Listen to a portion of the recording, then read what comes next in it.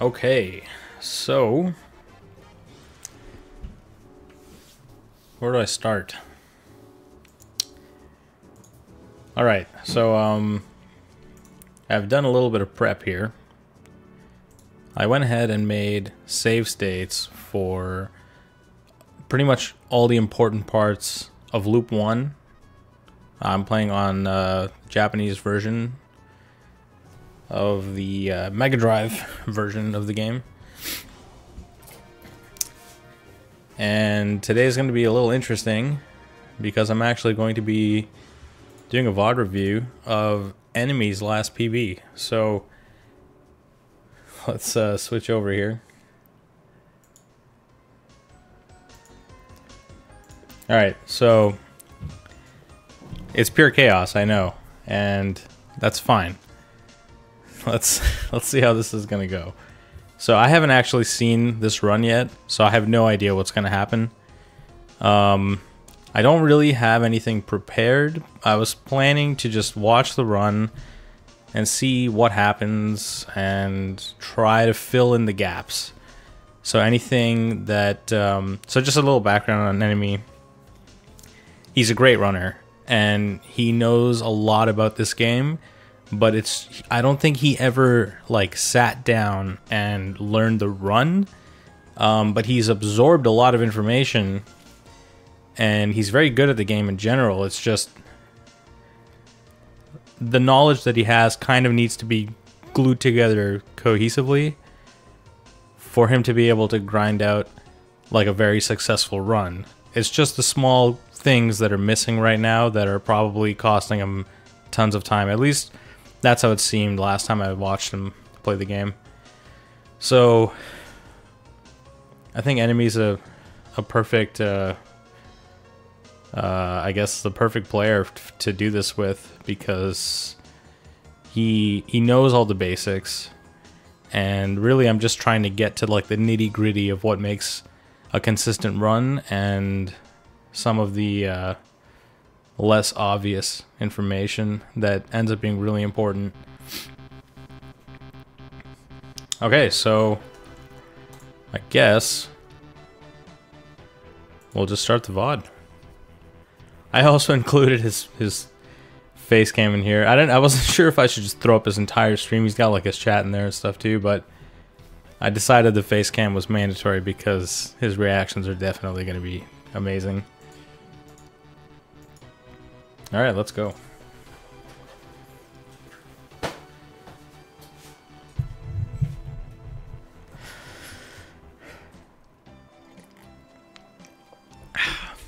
Okay. And we're off.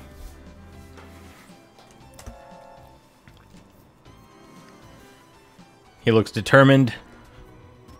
That is good. I just told you my good luck charm, Elrock. You know that. Yeah, so stage 1 is just jumping and shooting. There's not a lot to talk about here.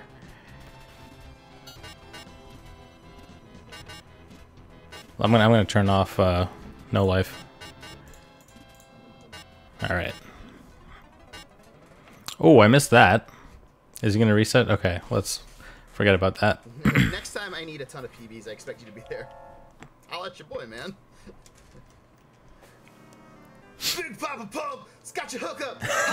You can hear me. All right. You see, the numbers don't lie, O-Rock. And they spell disaster for you. It's sacrifice. Okay, I think this is just classic enemy. No. You're gonna have to pay me substantially more than y'all pay Concakes if you want me to shave my eyebrows.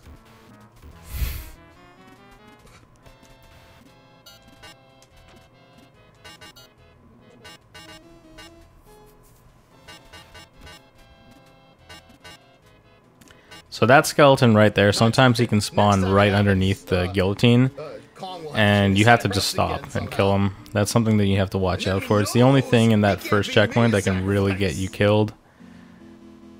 So he's not even gonna try.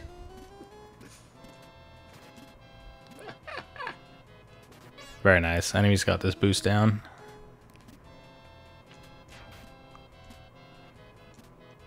Honestly, a perfect stage 1.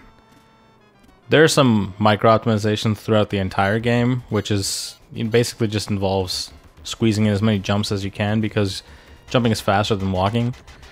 But for the most part, that stage 1 was actually perfect. So I did kind of want to go over Shielder. Enemy took a very safe approach, but Shielder, he's an interesting boss. All right. Oops. Okay, so I'm not sure how I'm going to go about this, but I'm just going to fight him.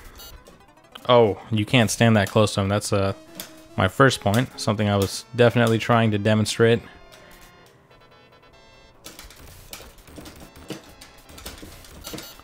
So the key with Shielder, at least with killing him very fast, is you're trying, the goal is to try to stay as close to him as possible while never actually being in danger. And because he has so many different patterns and he can do so many different things, it's very hard to figure out where you can stand and not potentially be killed by a pattern that you weren't expecting.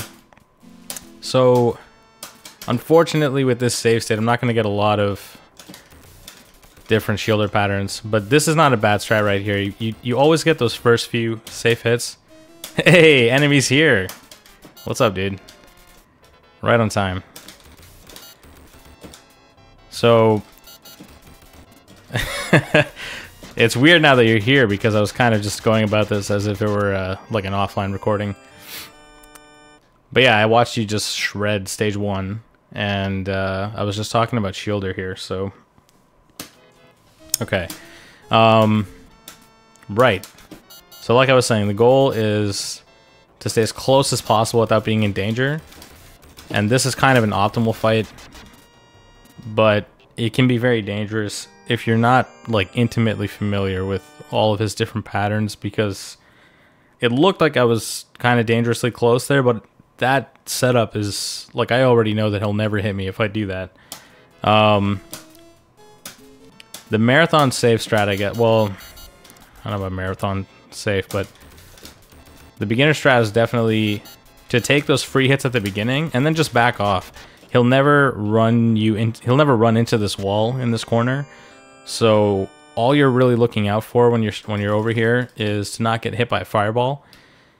It can be, it's a bit of a paradox, because normally when he pushes you into this corner, his head's going to be up high and you have to jump to hit him. But if you jump and as soon as you jump he shoots a fireball, you're going to land on that fireball. So you have to be careful of that. Shielder is surprisingly, he's definitely the most complex boss in this game. Maybe Bub is a close second, but the problem with Shielder is you don't have any tools to fight him with. When you fight Bub, you're either fighting him with usually gold armor and a dagger or a psycho cannon, but Shielder, you're always fighting him naked, and in loop 1 it's always with the lance. So you kind of have to know what you can get away with here if you're trying to optimize this fight. So you can stand, you always want to stand somewhere around this tree here. If you're going for like the fast strats, you kind of want to be more on the right side. And I guess that's not really what I'm trying to cover today, but ooh, thank you for the host, enemy. So generally you want to stand kind of like a little bit to the left, almost in the middle. And no matter what pattern he does, you always get free shots on him if you just jump left and shoot right. And like 90% of the time after that, he's going to go up. So then you shoot up and you get a bunch of free shots. And then from there, you can just back off. I went really early there.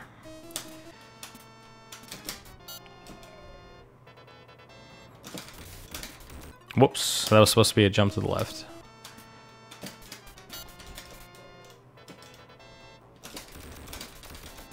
So I got a ton of free damage there. And then you just run away and keep shooting. I'm not doing a great job of showing off how to kill a shielder here, but I think you get the idea. Alright. Back to the VOD. It's so good, Elrod. It makes me smile every time. So I already have a video on the turtles in Mega Drive. They are like, they're still random, but the thing about Genesis is there's much fewer factors on the RNG in this game compared to arcade. And with the turtles, they're pretty much completely based on your inputs. So if you fight them the same way every time, you'll get the same small set of patterns. They do vary a little bit, but there's basically 3 patterns that you ever get. And if you memorize those, the turtles are a walk in the park. So I already have a video on that, and it's kind of, there's kind of a lot going on there. You did kill that Arimer, dude. Holy shit. I should cover that. Nice, he got the boost too. Okay, so when you get that high boost, you should be confident that you're always going to get through that first fire pillar. That's why the high boost is good. It's always safe, so that is something that you should know. Okay, let's get into stage 2 here. Okay, so I'm not going to talk too much about the turtles. I'm probably not even going to play them properly. It's been a while for me, for Genesis. Ah, okay, I got hit. The bridge strat, one small note. If you're standing right here on the edge, right before the quicksand starts, and you jump forward, you jump way farther than you normally do.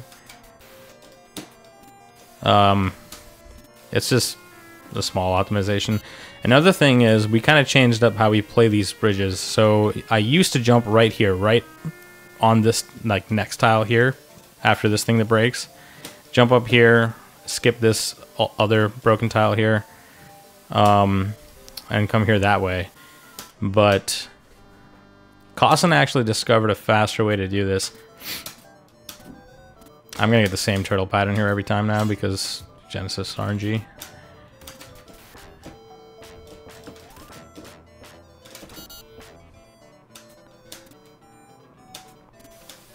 So what we do now is you jump once, you walk a bit, you jump onto this thing here, and then you get a lot more space to jump onto this next bridge and still be pretty far to the left here.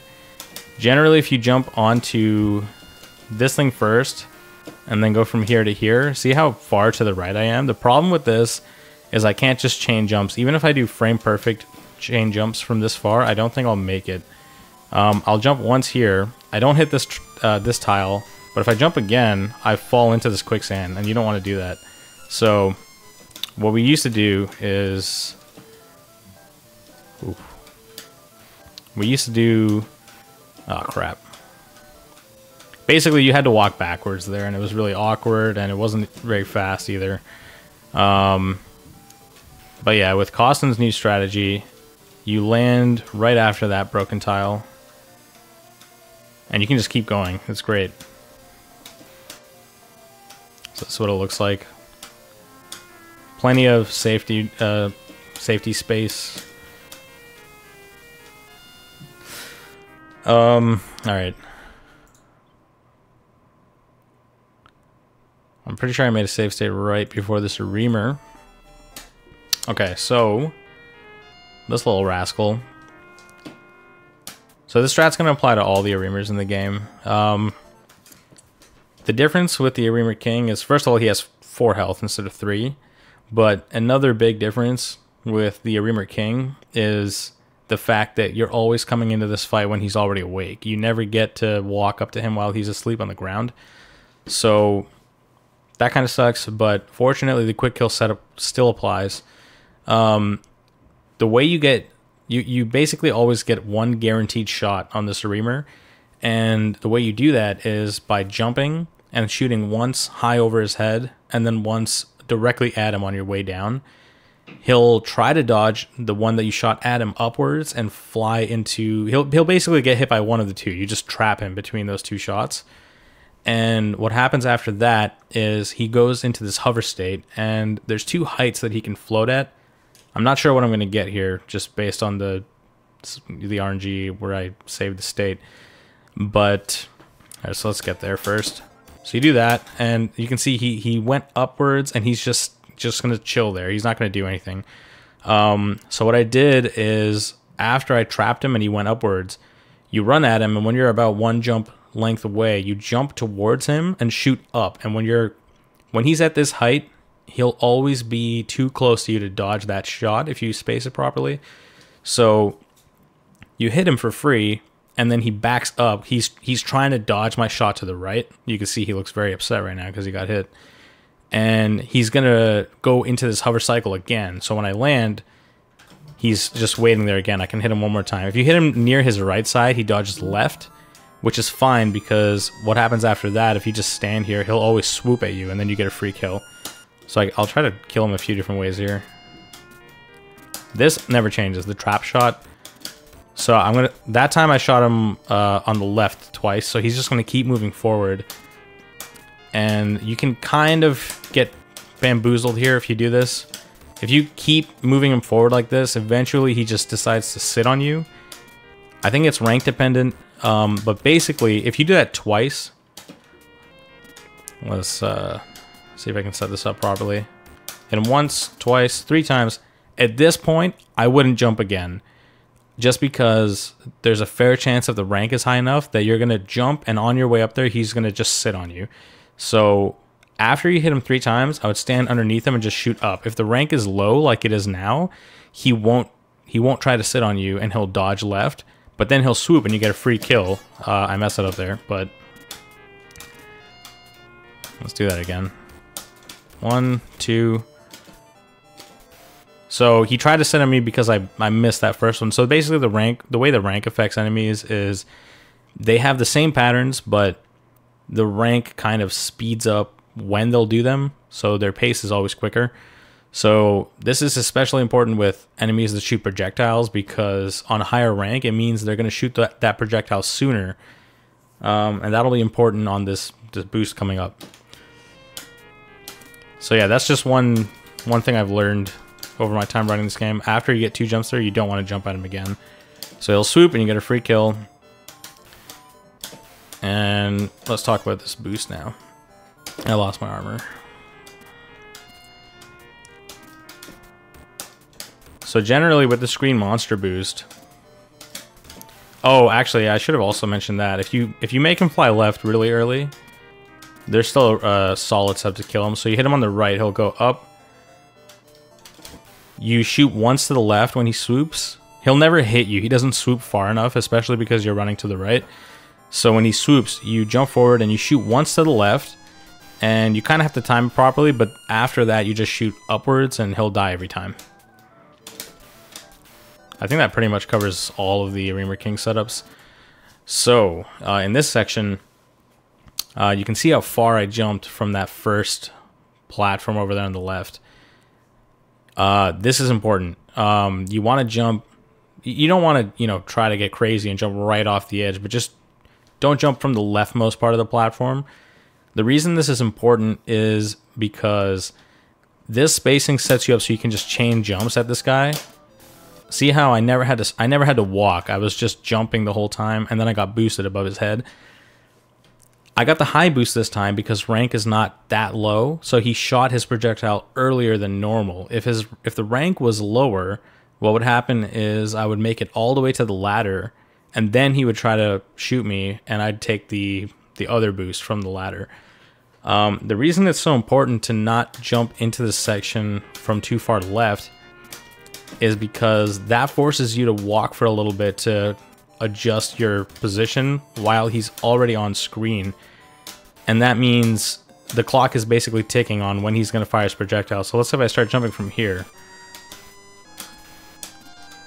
I have to start walking, and you see there I didn't make it to the ladder. I tried grabbing the ladder, and you just have to climb up the ladder a tiny bit to get the correct boost. But I couldn't quite make it onto the ladder because of that extra time he was on screen due to my bad positioning. So yeah, always try to jump right around there. So that's the other boost. And whether you get boosted from above or off the ladder, you can always get through this fire pillar. You just have to have the confidence to keep going. With the top boost, it's kind of spooky. It looks like your invincibility is just going to run out as you pass the thing, and it does. It is cutting it quite close, but as long as you take a couple jumps on that platform there, you'll never die. That bat right there really sucks. You got to watch out for him. Sometimes he swoops in and blocks one shot there, which is kind of annoying. I'm not really going to talk about Cerberus because this fight literally never changes. So anyone can just watch any VOD of any runner killing Cerberus and just study it, and that's all there is to it. Alright, let's get back to Enemy's Run.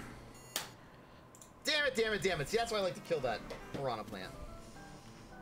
Hey, Tiago.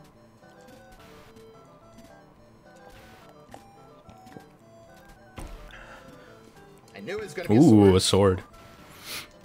I say to myself, no, don't go up there. I agree with Enemy killing that plant there because after you die, the rank is wonky and I wouldn't trust it. Good. Good. All right. Because the timing of the projectile changes and you might not get the boost you want.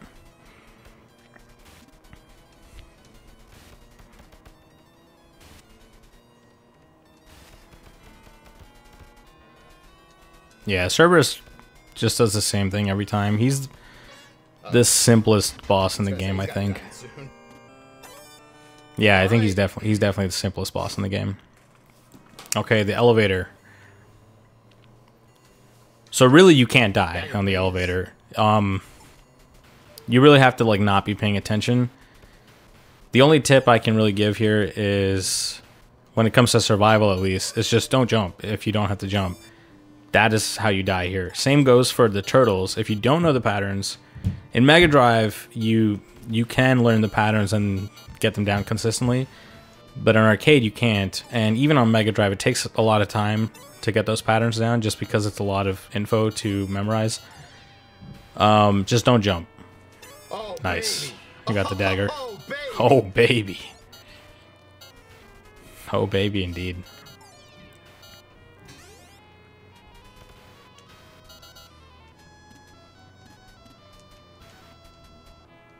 These suckers are going to be my Pog Champa mode if I ever get partnered.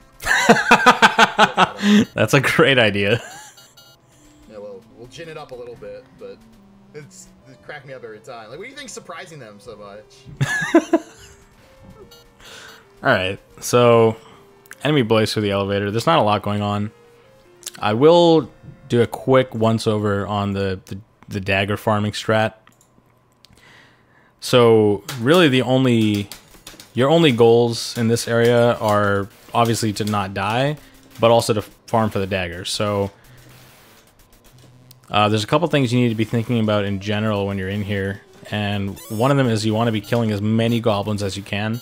The more goblins you kill, the more goblins will spawn to replace them, and any goblin that spawns has a chance of holding a pot, and any pot could have your dagger in it. So I got my dagger here. So, okay, what I did there was, that's kind of what I aim to do every time.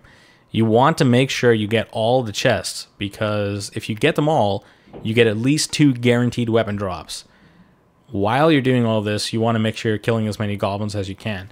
You can afford to miss one because there's actually 5 chests on this first checkpoint. Let me run through this really quick. Gotta change my save state. So, let's do that again. I play this kind of the same way every time. I'm not going to say the way I play this is the best way or anything, but this has been consistent for me. So generally it seems like the goblins like to spawn around this right side, so I stick around there for a while. Just try to kill as many as you can. So a lot of the time, actually, you'll get a dagger that spawns on this right edge of the screen. So right here, you want to stand just a little bit away from this wall and jump to spawn this chest. If you're right up against the wall, you won't get it. It's kind of annoying. But your goal here is to spawn this chest as early as you possibly can. And as soon as you see it spawn, immediately run over to the right so you can spawn the other chest. I don't think they ever intended for you to get both of these. They're on opposite sides of the elevator and the triggers are kind of close together. But this has been the best way for me to make sure I get a dagger on almost every run. So I spawn this guy, try to break it. I can only hit it a couple times there. Just run into that wall, and now you can clearly see here I can't get both of these things. Maybe I can if I'm chaining jumps the whole time, but then I could get hit by a goblin, so I don't want to do that. So in this case, there's an axe that came out of that chest on the right. So what I want to do is run to the left, open that chest, and get the gold armor. If I don't get the gold armor, then the 4th chest on this checkpoint is going to have the gold armor in it. And if I do, then it'll have a weapon, which could be the dagger. So you want to make sure you get gold armor here. Obviously, if the weapon in the chest that I opened to the right here was a dagger, I just picked that up, and it doesn't even, you don't need to get gold armor. It really doesn't help you at all on this stage. It doesn't offer any kind of time save. So yeah, I'm going to get this armor. And I'm going to go back to grinding these goblins. And I get another weapon spawn here. So again, no dagger. It's worth mentioning that the discus, having the discus on this particular stage increases the drop rate of a dagger. All the weapon drops in this game are based on the weapon you're currently holding. And I think your best chance to get the daggers with the discus and then the firewater or something. The axe is also not bad. The axe is a decent pickup here because, first of all, you can mow down tons of goblins with it, with the piercing property. And I think it also has a higher dagger, either a higher or the same dagger drop rate as the lance. So yeah, that's the elevator. Nice. You always want to jump through that first gargoyle. It sets up the positioning on these platforms. I'm pretty sure. I shot that mosquito and he was like, nah. Okay, so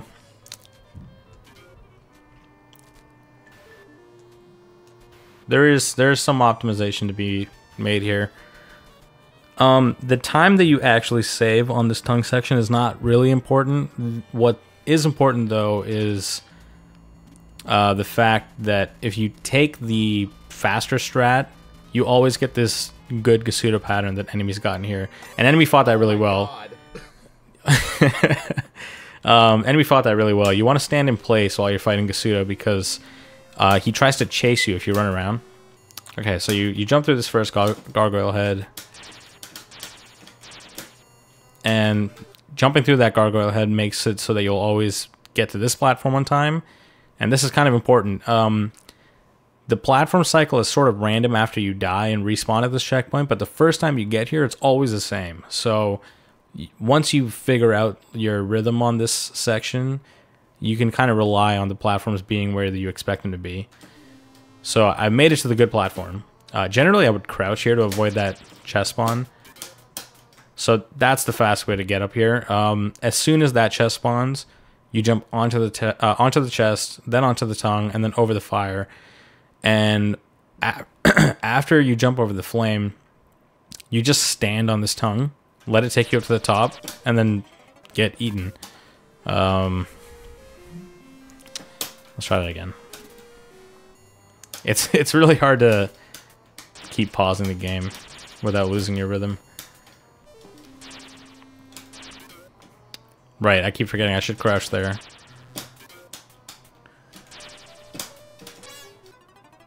That was awkward.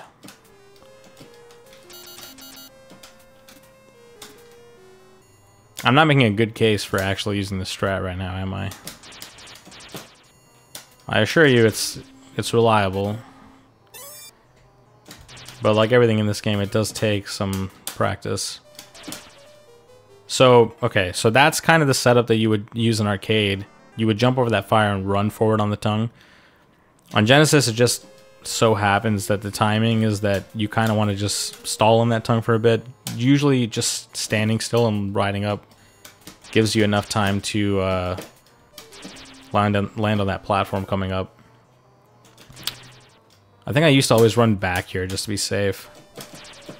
So yeah, you stall there for a bit, jump over, and then you always get that platform. These platforms are really spooky after you die here because their positioning is just really random. You can see that not even the spaces between each platform is the same. So especially when you get to this part right here, to do the trick that I'm about to show, you have to be confident that you know where this next platform is going to come out. So I just know that this works. So I'm going to play it through properly now.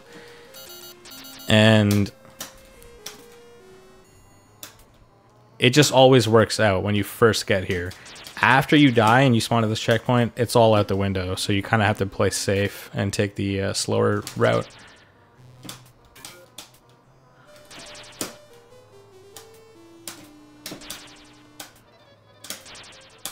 So yeah, you land on that platform inside those gargoyle heads. And what's interesting is if you do that, you always get this Gasuto pattern where he spawns far away. Oh, I didn't get the pattern, probably because I was hanging around on that platform near the end. Oh, I should have shown off why that pattern is bad.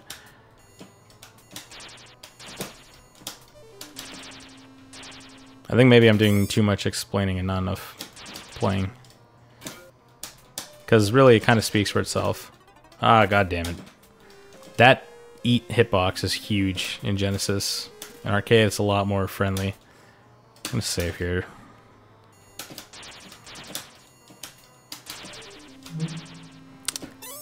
Killing that guy kind of sucks because he has a pot and it could have like an axe in it.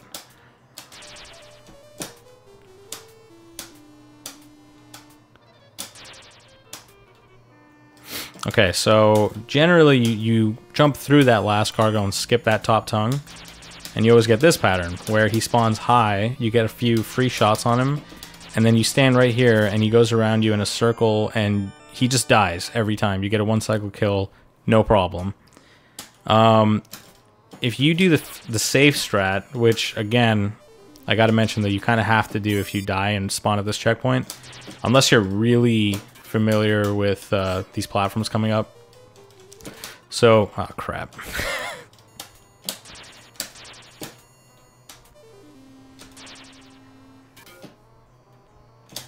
This is probably one of the most, this is probably the most brutal section in the game if you're playing it casually.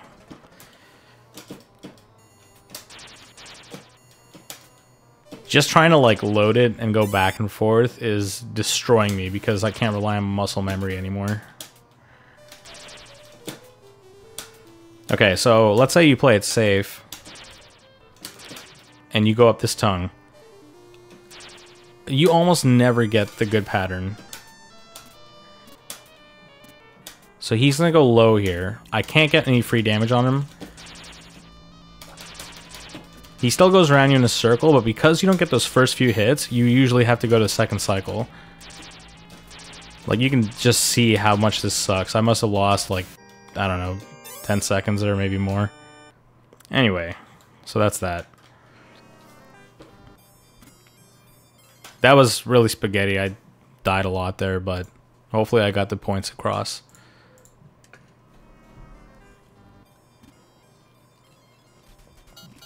This is one of the most interesting stages in the game. There's a lot that goes on here. Oh, that's a fast skeleton. What the hell? So, I would recommend going the bottom route because there's not really any crazy knowledge that you need to have. And it's pretty consistent. You don't really get trolled. This guy right here is one of the worst enemies in the entire game. He's just positioned so that you can't hit him. I don't know why his hitbox is the way it is, but he has like one very small vulnerable hitbox and it's surrounded with invulnerable hitboxes. It's really dumb. There is a strat that works really well on Mega Drive to kill him quickly. Oh, he's going for armor, okay.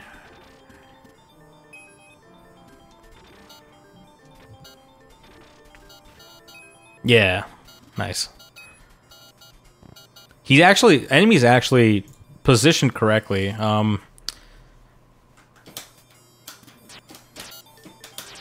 So I don't have a dagger here, so that changes things a little bit just because of the height that the different weapons hitboxes are at. But at least with the dagger and the lance, actually in general this works pretty well. So I think Enemy already knows this, but in case anyone else is watching, you can see. Hold on, do I still have this thing set up? I don't. Just a second.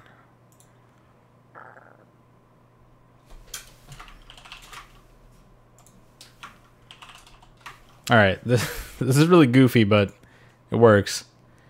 So you can see right here the tile that they use for the ground here kind of changes color. There's just like a hard line where it gets darker. I generally line up my toe right up to this line, and then you jump and you shoot at like the peak of your jump arc instead of shooting. Generally, you want to be shooting on your way up, but just for this boss, right? Just boss. He may as well be a boss. Just for this enemy, you want to shoot at like the peak of your jump and get him on the way coming down. It just happens to work better, I feel. Oh yeah, Enemy. I agree. I agree with taking the death there off the firewater. You don't want that weapon.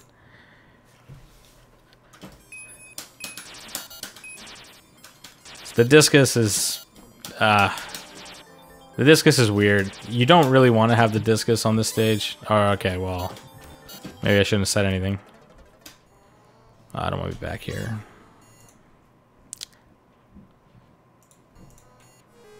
Whoops, that's not the right state either.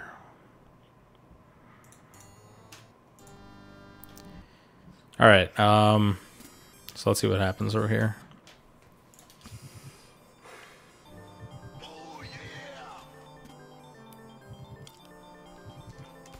Okay, so that was very dangerous. You don't want to jump at that guy because if the rank is high, you're gonna get shot in the face. Hey, Retro Omega, what's up, dude?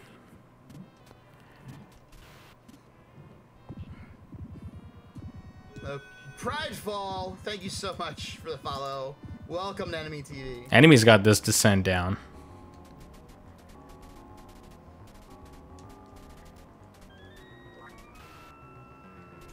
Ooh, okay, so I'll explain. Oh shit! And I was like, we're playing Super Metroid now. Check out the camera here, buddy.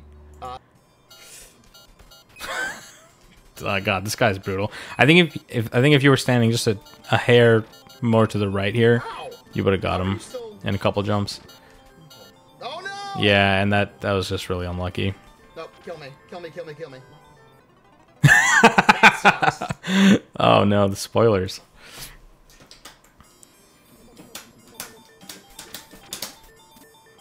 Okay, so I have a lance. So that guy's always 3 shots. If you're standing up there, you always hit him. Right, so this guy again, with the lance or the dagger, you want to put your foot just on this thing. Oh, I still have this text thing here. Yeah, right here where the floor gets darker. You want to stand with your foot like right on that line or just touching that line. And hopefully this works. Oh, I was not paying attention to that projectile. Let's get this thing out of here.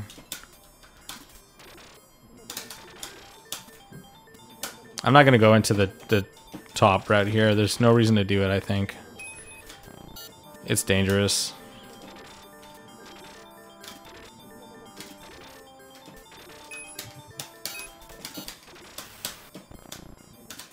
So that works pretty well.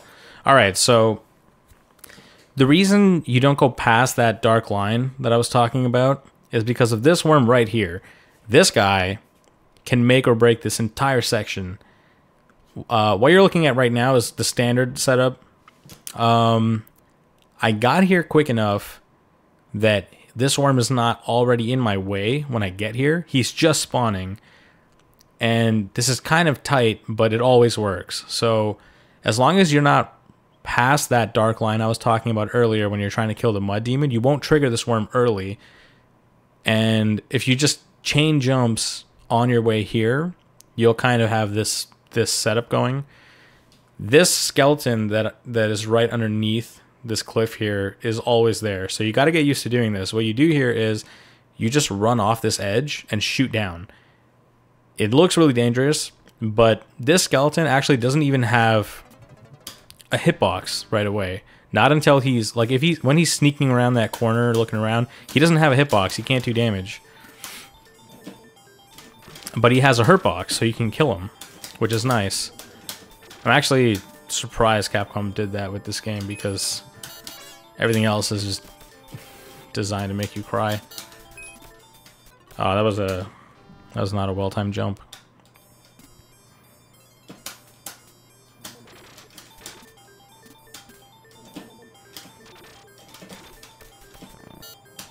You'll notice I keep doing that awkward stutter step to get off the bones. That's like a frame-perfect jump, I think, to land there without landing on top of the bones.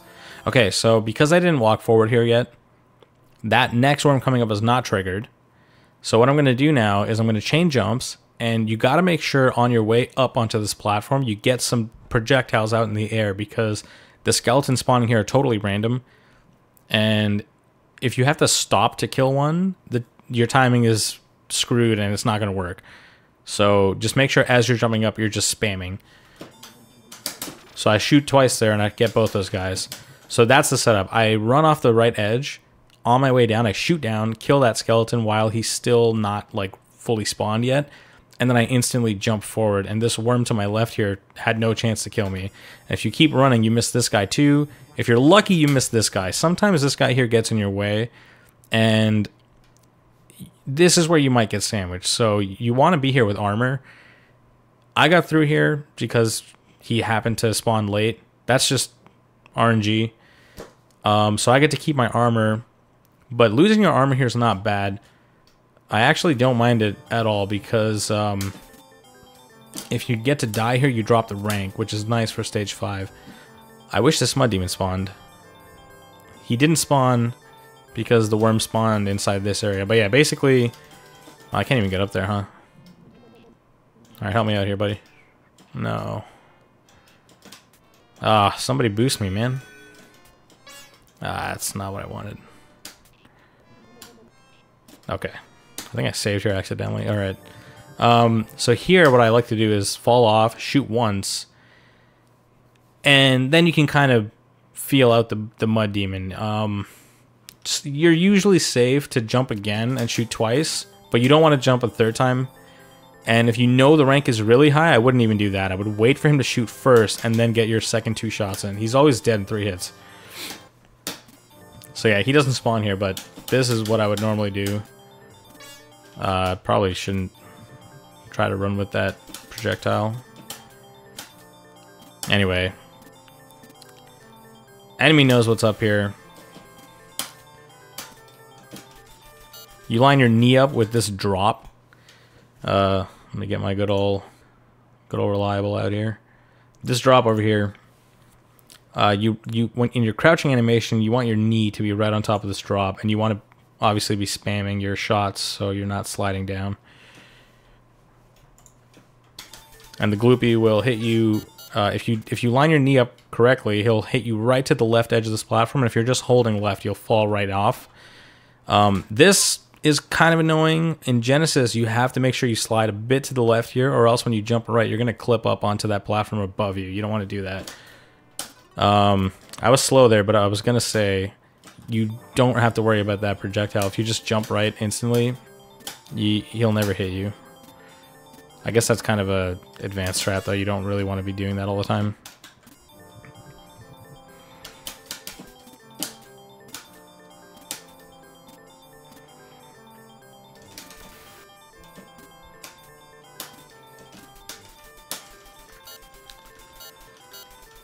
Oh, sometimes that Glooby shoots upwards, which unfortunately I don't have like a save state where he'll do that, but if that happens, you can just wait. You can just stay where you are and keep firing and just chill here, and he'll shoot again and you'll be on your way, but you can jump up into the shot and you'll still get the good boost. That you kind of have to get a feel for the timing, though, because sometimes it gets you killed. Okay, so, this is important. Let's get the VOD up to speed here. That sucks. That's okay, though. We're fine, guys. It's really not that bad.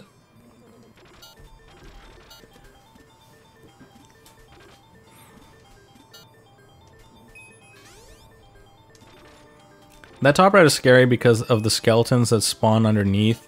I don't know if you guys know this, but the skeletons in this game, for whatever awful reason, they have this climbing animation when they go up platforms, and anytime they're climbing up and they're in that like jump animation, they're fully invincible. You just can't hit them, and it sucks. Holy shit.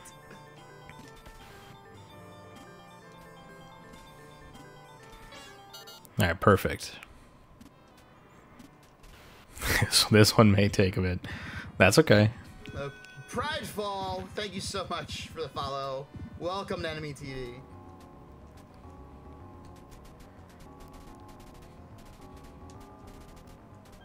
That's unfortunate that accidental shot forward. So, God damn it. Okay, so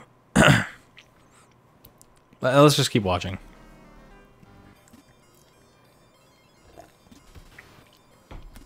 Hey, Smitty, how's it going? Yes, I am. I was gonna say, you got hit too. That was good awareness to know that you were too far out there, but yeah, that kind of sucks. Just watching me fall. That Viper. Come on. Come on. But yeah, Smitty, I've been doing like a Ghouls and Ghosts Genesis tutorial stream. Pick it up, strong bad. Pick up the pace. Oh, I should have spoke about that too. That's the backup boost. That was really good. I'm pretty good, Pride. How are you doing tonight? My fall asleep streamer. Yeah, he's mine too, man.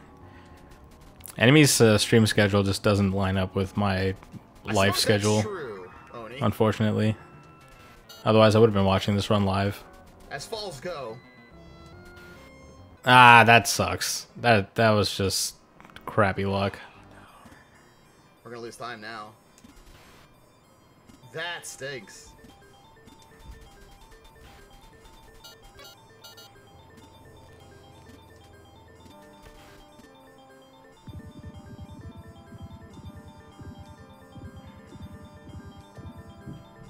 Happens, Def Mac. I mean, if I was any further to the right, so Yeah, I hear you, Enemy. I can't complain too much. That's a good point. Oh, okay. I know Enemy likes to do this. It's very enticing, because it looks like it works. But I gotta say, this does not work. Sometimes a worm spawns all the way on the left here, and you're just dead. And it's not worth losing the time that it takes to get back here. It's honestly not a terrible death, dying like on Ohm early. It's not the worst, but you don't want to do it. Also, where you're standing right now, you can actually go way more to the right. This side is really forgiving. I like to call this pose Arthur with his ballerina toes, because you can get him like barely balanced on like 1 pixel off Still 2 minutes ahead, guys. his foot over there. Okay, so let's talk about Ohm for a second.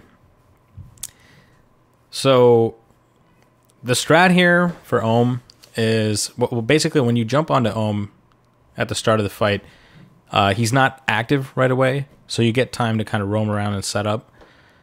So generally what we like to do is, I mean, intuitively you would kill the intestines, and they are intestines, they're not hearts, weirdly enough. Intuitively you want to start from left to right because the end platform is on the right. So if you go left to right, obviously there's less backtracking.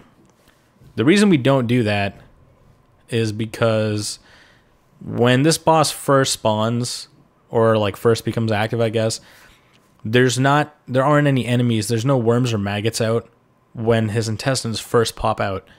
So you get a free kill on the first 2 intestines, actually. And it would be nice if you could go from left to right quickly. But because the middle one is the toughest to deal with, you always want to take it out first. Otherwise, you're just asking for trouble. Generally, the way Ohm works out is the first 3 are actually free. And then the tricky part with Ohm is just getting from that left side over to the right side. Because sometimes you just can't. The worms are just in your face and you have nothing to do. You just got to watch them and wait. I guess the best advice I could give here is just you can't be impatient here. Like, the worms are going to do what they're going to do. Sometimes I'll lose 20 seconds here, and it's no fault of my own. That's just how Ohm is. Ohm and Beelzebub are the 2 major RNG time losses in this game. Everything else is minor. If you're playing hot, you can pretty much... Just a moment.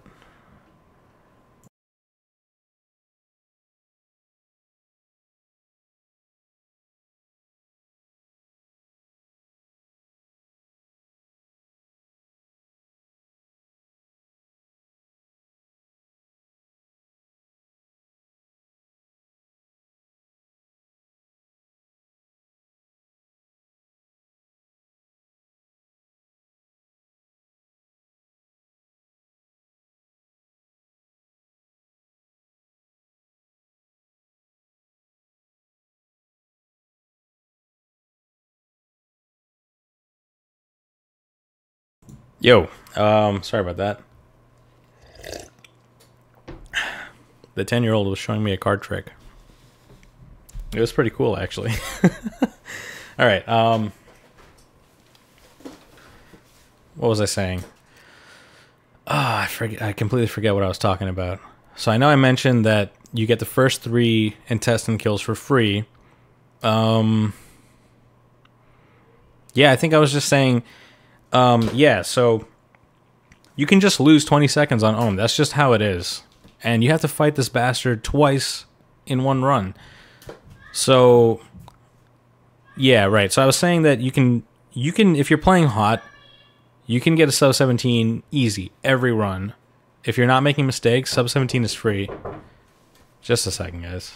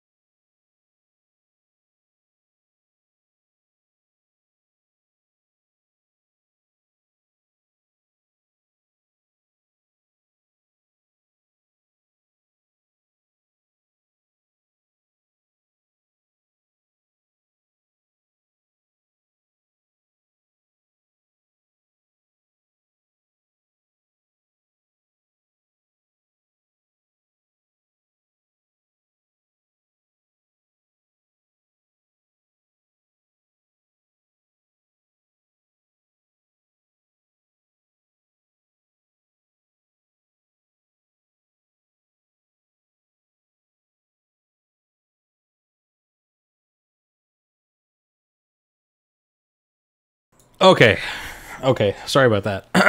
All right, so I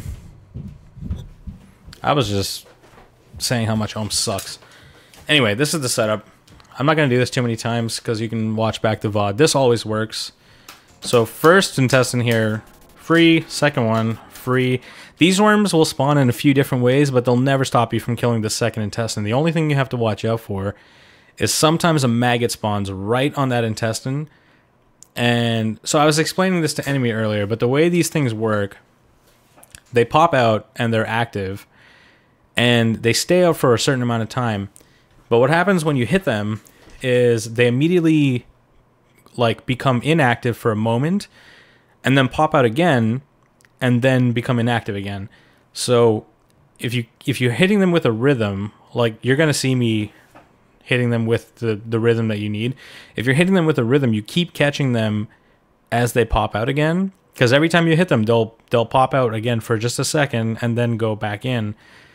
But you can just kind of you can basically stun lock them and get a kill on one cycle every time. So yeah, so these first two are always free. Right, so the maggot, sometimes a maggot will spawn right above this second one, and you have to be paying attention to that, and if you see it, you got to shoot twice, because if you mess your rhythm up, you're not going to get the first cycle. And that's really important here. You don't want to be backtracking here too much. So these first two are always free. And almost always there's a worm either spawning, let's see. So sometimes he'll spawn around here somewhere, and he's going to go up around here and out of the way somewhere. Either over here or like over here, if I remember correctly. But basically, you can rest assured that he's going to get out of your way in time to get this next cycle on this guy. Sometimes he spawns over here, and which I think is what happened in Enemies VOD. And he'll come up and around this way. So if you see him spawning here, the setup is you want to walk and stand on the left side of this intestine, because this guy will come around and sometimes come right back in over here.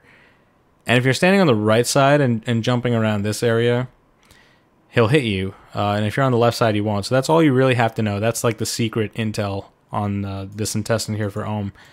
So if you see him spawn here, run to the left. If he spawns on the right side of this intestine where he is now, you just wait for him to get out of the way. And basically, you'll always be safe to hit this intestine. That's all you really got to know. So I'm going to wait here, and I'm safe here. I know I'm safe here because this never changes.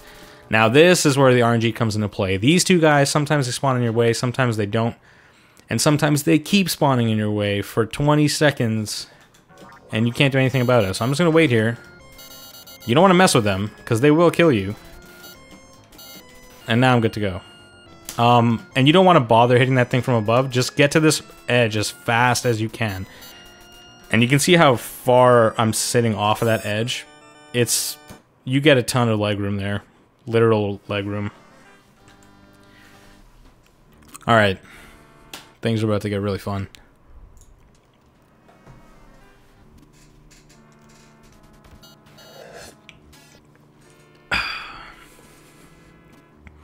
Oh boy, we got a Reamers. Okay, so because enemy was kind of spamming there, he went up really high. I was talking about this in stage 2. If you shoot just 2 shots, one above him and then one at him, he'll always go into that like perfect hover state. And yeah, that's really nice. That's what you want.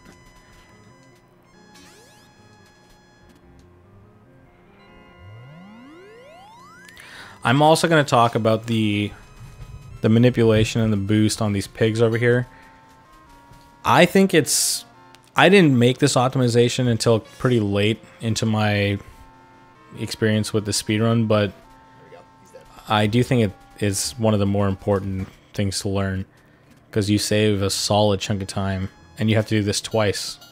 Every important trick in this game is doubly important because all of the time save is doubled, because there's a second loop. So all this time that you spend here climbing these ladders and killing these guys, I mean, it adds up. It's quite a bit of time, especially over both loops. So enemy knows to die here. Good. You have to die here because, how you doing tonight, man? well, I'll explain that later. Something to do with rank. All right, so I'm just gonna try to keep playing along with enemy here. So these guys, once above, once at him. That was the quick kill.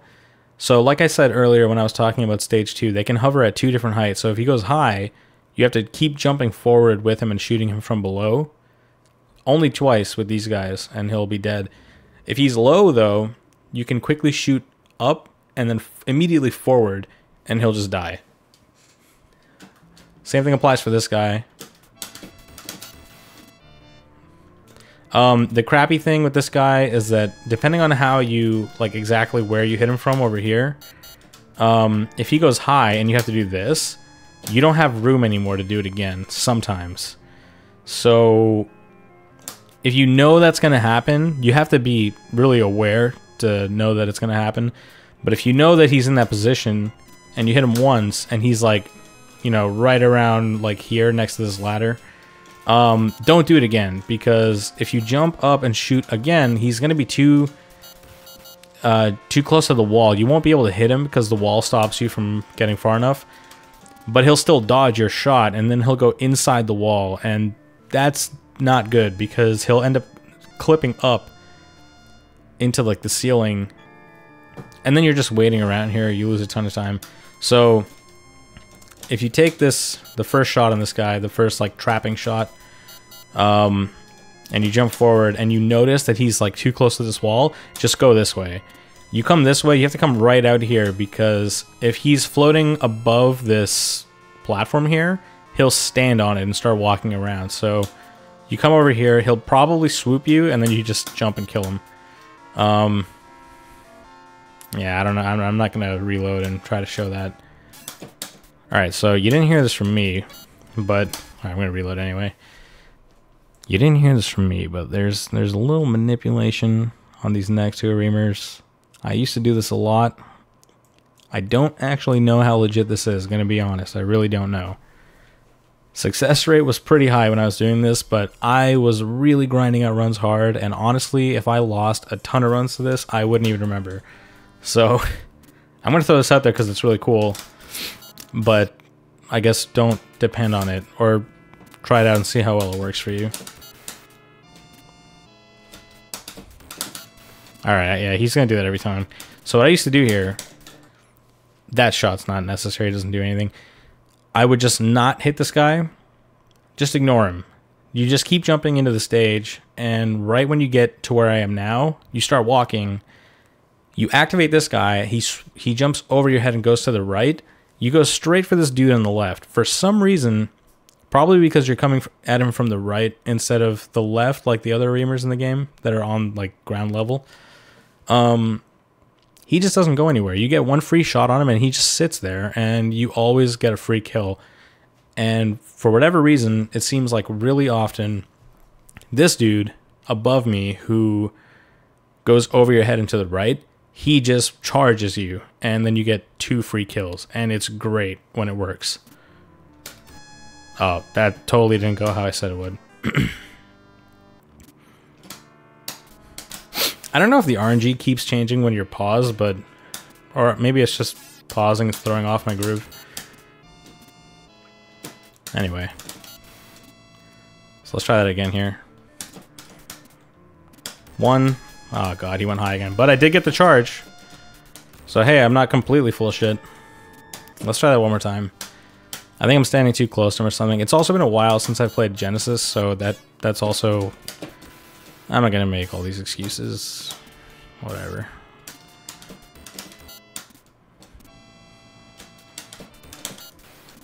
Alright, let's try this again.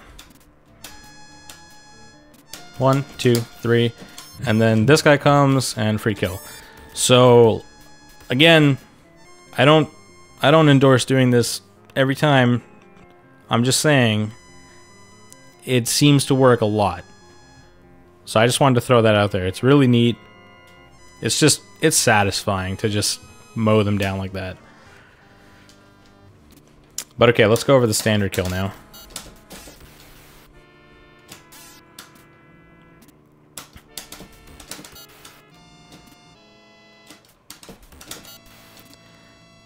So there's really 2 ways to do this. I'll save state right here. One way is to fight them 1 by 1. And if you're going to do it that way, you can kill this guy pretty quick, actually. You get a free shot under there. You don't actually want to go to the left. What did I used to do? I guess the safest way to do this is to actually let him land, and then fight him the same way you do as the bottom guys. So once you're in this setup right here, when they're on ground level with you, and you're like about a jump distance away, the setup is always the same. You jump, you throw 2 shots, you trap them in between them, and then you jump at them to kill them. So he went low there, so I got the quick kill, but if he went high, I would have had to do that. If you can use your imagination and see where he would have been. Also, yo, Simra, what's up, dude? Long time no see, man. How's it going? Right, so you take care of that guy quickly, and then this guy, same thing. That is really specific to this one Reamer. I'm not sure why, but when you shoot him that first time, he doesn't really go anywhere, and you get another free shot. So that's the really safe way. You fight them one at a time, and it's pretty easy. Otherwise, the other standard method is you try to hit that guy once as he's going over your head. And you get a free kill on this guy as usual, and then you wait for the other one to swoop. I like to kill this pig from below, and the nice thing is, if you're waiting for that first Reamer to swoop at you, you're not really wasting any time because you have to stand here and kill this pig anyway. My joystick flicked.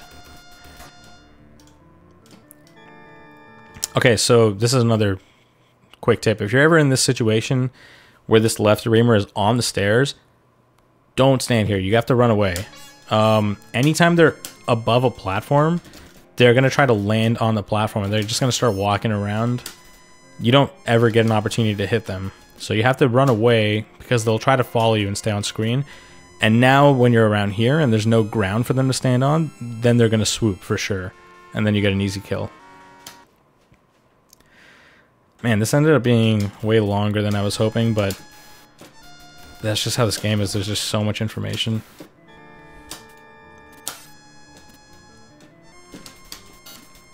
Oh, right, I was going to talk about the pig boost. So this isn't necessary. This is kind of like the turtles where it's very consistent and it's not difficult. It's just going to take a long time to get into the motions, I guess, and get it down consistent.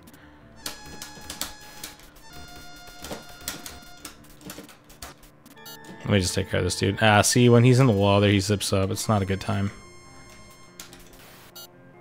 I'll save state again. Alright, so I need a drink here. I'm talking a lot.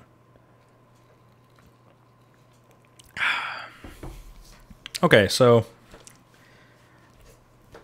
this never really changes. So I guess I'll just do it once.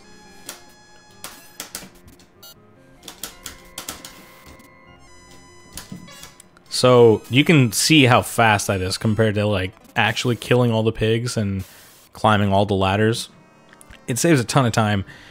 Like once you're in the sub 17 kind of time space, you really have to start doing this because over the 2 loops, it's a colossal amount of time, I think anyway.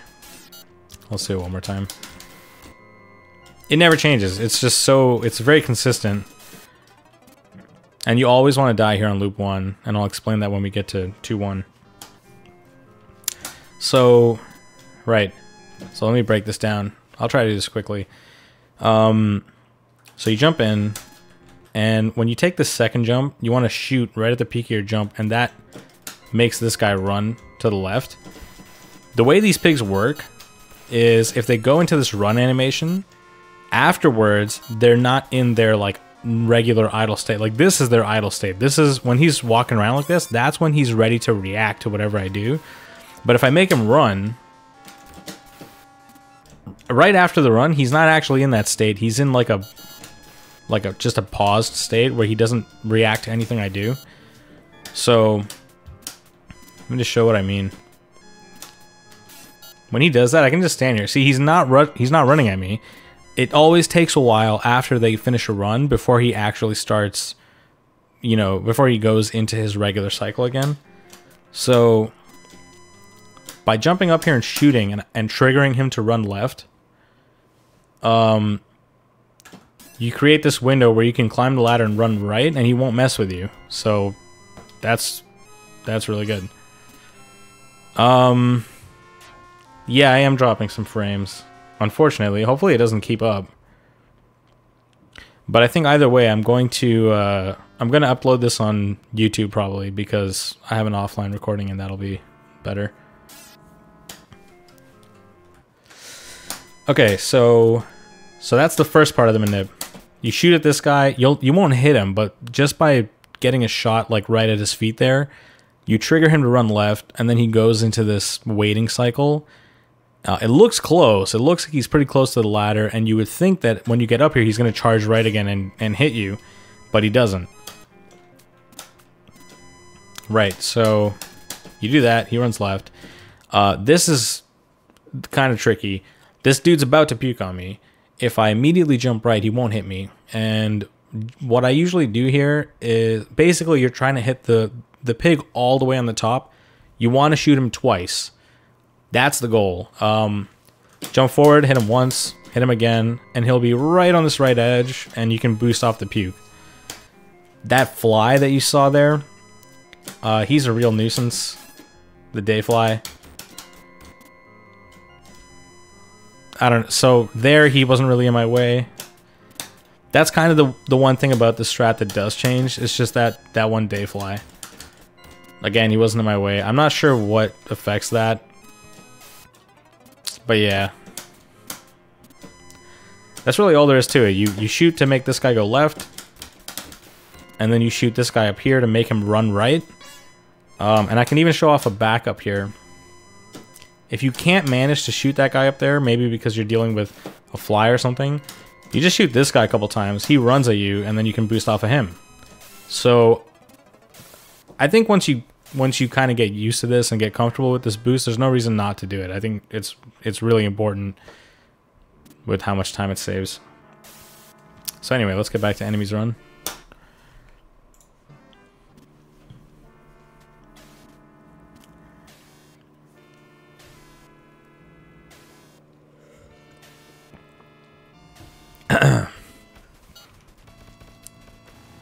That ladder climb is just that the pattern on those spike balls never changes. I've been great, piano. You just have to learn the pattern. Absolutely great.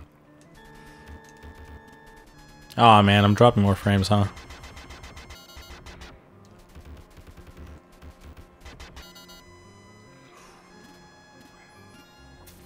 Thank you, Patora. 100 bits. How you doing tonight? Wow, it's really bad, huh? Shit. Is it because I'm playing a VOD off Twitch while uploading to Twitch? Oh my god, my internet is just completely shitting the bed.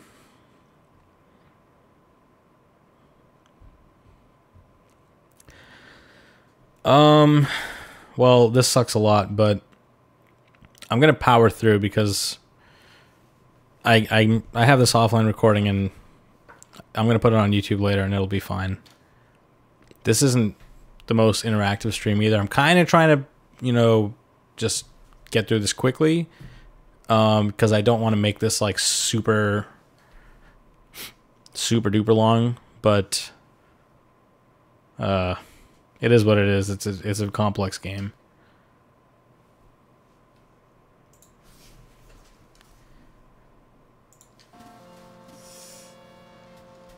Yeah, there's a manip on these Casutos. Well, not really a manip. You kind of just have to play around them. They'll do what they do, and they don't have a lot of different patterns. So there is a gap where you can get through. It's harder on the first loop than on the second loop. Get through there. I got strats for the second loop now, thanks to Zed.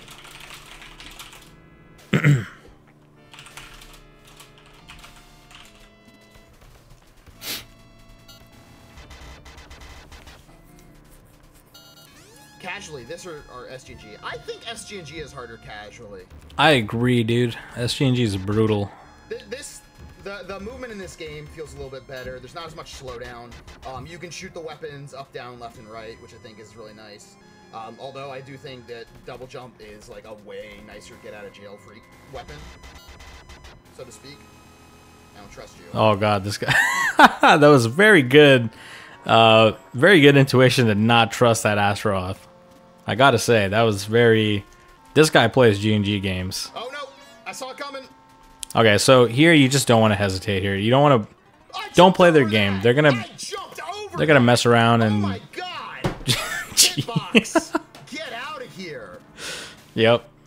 That's the game. Yeah, you don't want to play the Gasudos game. They're just gonna dance around and they'll try to keep you there forever. If you actually try to kill them, the chance that you're gonna get hit is just going way up.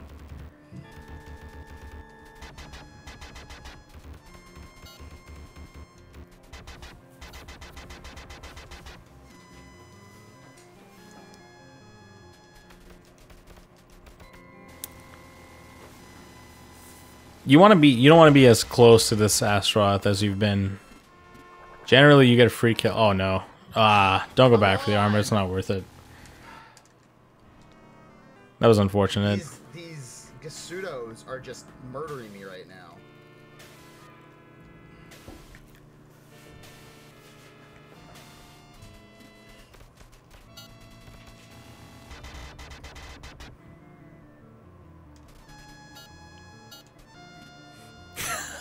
You're not a jerk.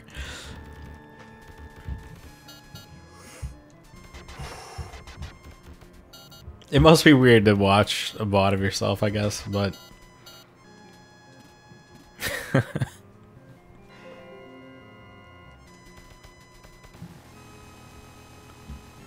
Okay, that was actually unlucky. This... Oh my god, it goes for so long, too. I think there's a bar covering him like he was nude or something.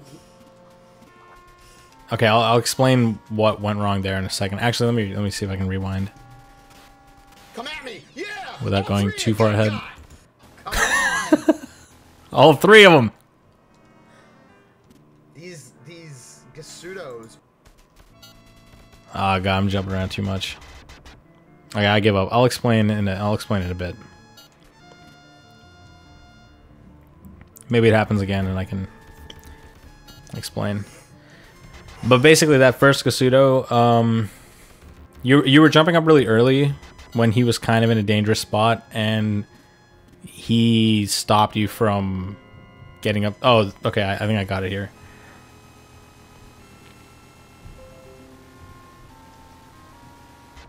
I think there's a black bar covering him like he was. So right here, where's the pause?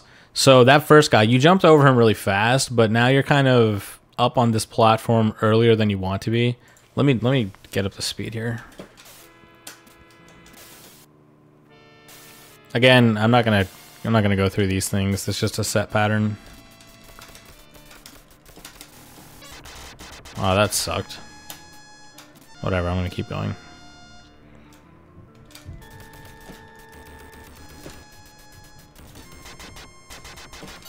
Right, so you can see me. Oh, okay, it's that is where the save spot fails. I don't know if I made a save state at this next checkpoint. I think I probably did.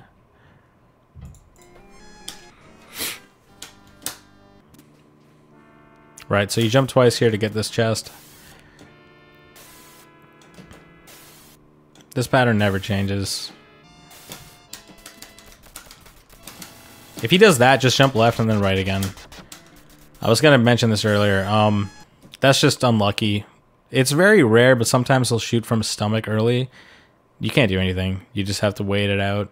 With this first one, it's not so bad because you can jump back onto that ladder platform and just kill him from there. So you only lose like a second. But with that other one, you get trapped and it sucks really bad. And it happened to Enemy. And yeah, you're just stuck there. You can't do anything. So that's just the reality of it. Okay, so here you want to charge magic. You should always have magic here because you die on that checkpoint earlier, and there's not really any reason to get hit between there and here. Okay, so here I don't have to use... Oh, right. Also, I guess normally you would have dagger magic here, but lucky me, I don't, so I get to kill him instantly.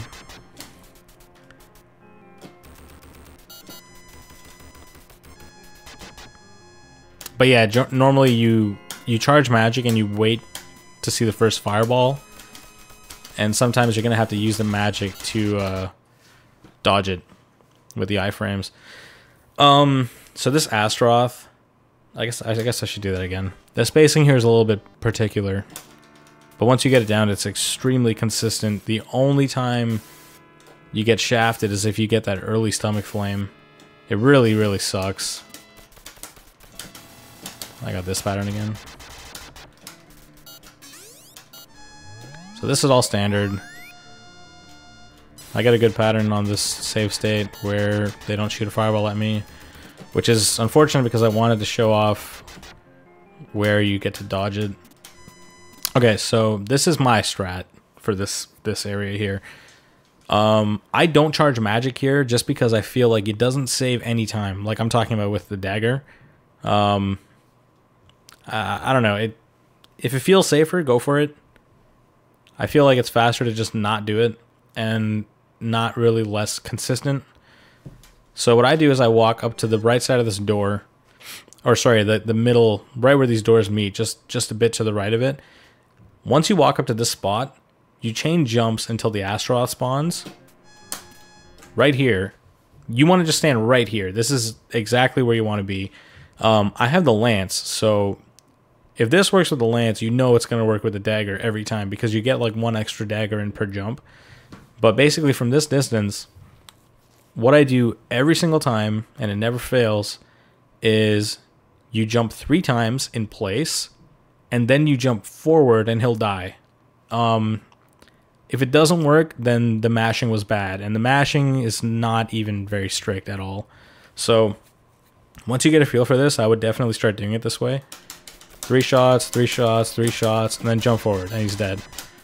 And this is what I was talking about earlier. I always wait on this last step here. There's nothing in my way here, but I'm still not going to jump just yet because it kind of screws up the Gasudo pattern. If I jump now, you can see how high up that Gasudo is. It just increases the chance that he's going to follow me all the way to the top. So I wait right here. He goes down, now I jump. Now he's all the way down there, and even if he wanted to chase me, I'm long gone by the time he decides to come up there. So that's like a minor thing that makes a huge difference. I do this every time. I run in, I just stand on that second step and just keep running into that wall because that's a safe spot. The Gasudos will never hit you right on that step. But if you just stand there and wait, this guy will eventually go down. And sometimes he's like standing right in front of you on the final step and you have to wait there. But I do it all the time anyway. So you can see he was up high. I could have gone, but it ends up being much better to spend the extra second and let him go down there because now he's gone. So you wait on that second step for this dude to get out of the way. And then you run up to this chest and you wait here. So right now I actually have the good pattern because this second Gasuda is already like far left going downwards. So in this pattern, I would be able to just chain jumps all the way to the top. But yeah, sometimes he'll be kind of above you or to the right, and you want to wait for him to go down or to the left.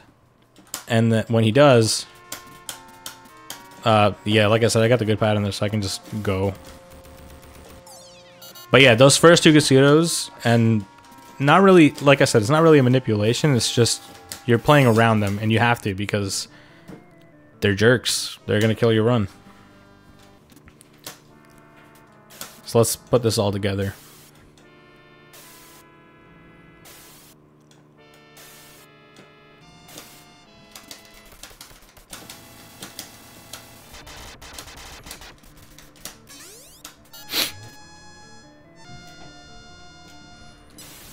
This is just a side note, but with the lance magic, fireball magic, and sword magic, you can one-hit KO shielders and even Beelzebub if they're like right on top of you when you cast the magic. Alright, so I missed a shot there because I shot once too low. Alright, wait here. He goes down. Go into the chest. Get my armor. And then wait for this guy to go forward.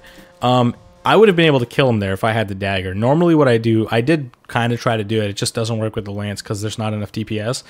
But when you get this pattern where he kind of starts out above you, he'll always fly to the right and then down. So as you're coming up, you can shoot up and then jump up onto the platform and he'll be in front of you now. It's the same as like the regular Gasuda fight. He'll kind of go around you in a circle and you have to hit him at all of the cardinal directions.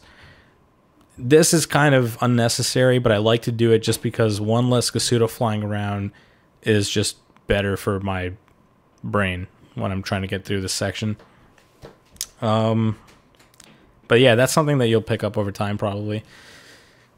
So yeah, that guy, if he's in this position, he gives you enough time to kill him if you have a dagger or a psycho cannon. Anyway, let's keep going.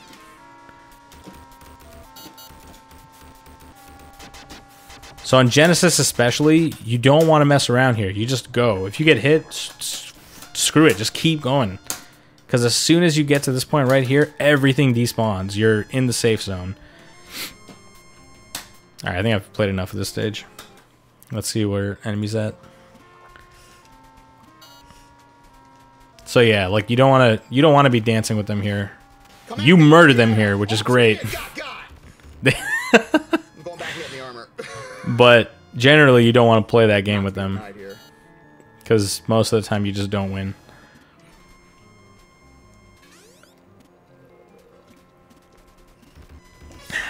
Kudos on sticking it to them, though.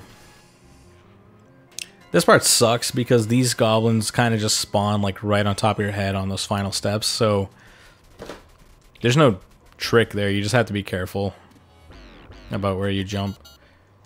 There's a lot of things about this game that are really, really horse shit if you're playing it blind, but you kind of learn to deal with over time. Ah, right. I was telling Retro Omega this earlier. Okay, so I played this game for like 22 years without ever knowing this. When Beelzebub splits into the flies, you just have to get off that center platform and shoot the flies, and they fly over you. For 22 years, I thought that if you don't kill him in one cycle, and he decides to swoop past you as the flies, you're just dead. That's not the case, which is great. Okay, let me, I should have been doing this during the cutscene, but I only had enough save states to make him for loop 1. So now I just gotta play along. But I guess I don't really have to do much, because loop 2 doesn't really change at all.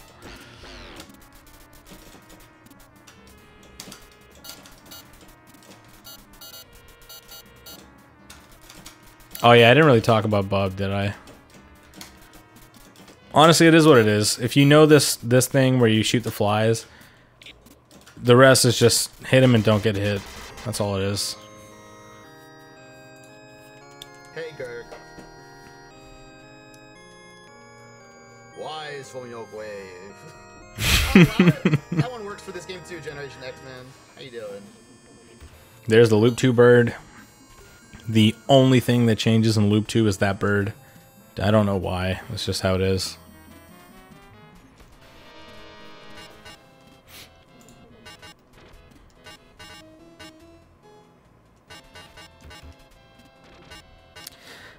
I guess this first section isn't really just jumping and shooting. There is kind of a route to this first checkpoint. I should save. Obviously, the beginning, there's not a lot you can do, but there's a branching path here. So you want to go to the top. And the strat is, if you jump from the very right edge after this guillotine up here, a chest spawns right underneath this guillotine, which is perfect because it lets you jump over this guillotine when it goes down. So that's a small time save. That's kind of just how the routing happened to turn out for this checkpoint.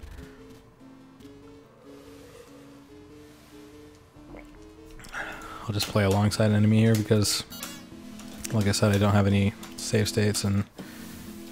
What is this guy doing?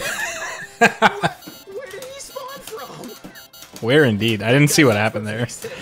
Ever.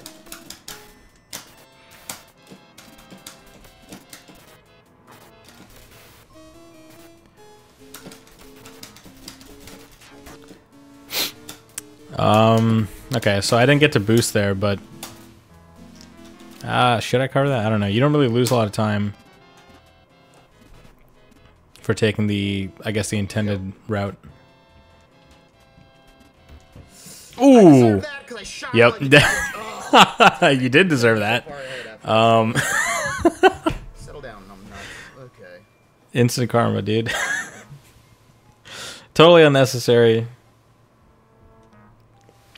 Enemy wanted to hit the pig in the gut. Didn't quite pay off. Yeah, it is what it is. He'll jump over you if you don't mess with him. But sometimes you gotta mess with him. That's just, I mean, that's life. This is well advised. When you have a dagger, there's really no reason to mess around with like advanced shielder strats. Like honestly, I'm all for optimization, but really, if you have a dagger, if you're on loop 2 on a good pace, don't mess around with shielder. It's just a bad idea. You spawn him, you know you get your free shots here, so you take him and run. And you hope you get lucky like I am here and he just stays low. It looked like I was spamming jumps there. You don't want to spam jumps. Gotta react to the fireballs. If you jump and then he shoots a fireball, you're gonna land on it and die. And that's not a fun time.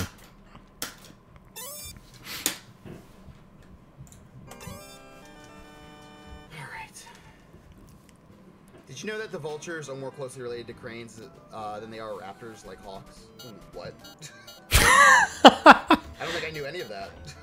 I'm not even sure I know it now.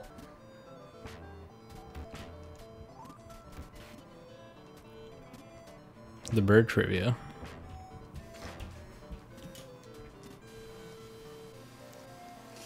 Ooh, okay. That brings up another point. Thank you for getting hit by that fly enemy, as many of us Ghouls runners do. It's extremely important in this game, just in general, whenever you're in a section with randomly spawning enemies, and you're like doing actual platforming, which is precisely what happens on this bridge area. You gotta fire, you gotta pre-fire shots every time you jump. There's kind of this sweet spot, or I guess sour spot, that Arthur has when you jump. And if there's an enemy there, you can't hit it, and it can hit you, and it sucks. Because you can only shoot in the 4 cardinal directions, so if something is underneath you and to your right or left slightly and not directly below you, you're going to get hit. So the only way to really deal with that is to just take the precaution, and every time you jump, fire a lance. I didn't mention it earlier, but you cancel your attack animation when you jump, so you don't actually lose any time. You basically hit the buttons at the same time, and by doing this, you guarantee that nothing can swoop underneath you and hit you. This is extremely important with the bats because they have the perfect arc to nail you if you don't put out one of these pre-fired shots. This used to get me a lot. Don't get it twisted. This is not like this is by no means like an obvious thing or like, haha, noob, you got hit. Like, that has killed many runs for all of us Ghouls runners, for sure. Oh, the one time... Okay, smart. Purpose death. I dig it. Purpose death. That's a good purpose death. Dead on purpose. That's what I'm trying to say. One of them purpose deaths. Alright. Is he gonna go for the... No, he's not. That's fine. Really good bat spawns here. But he's playing it safe.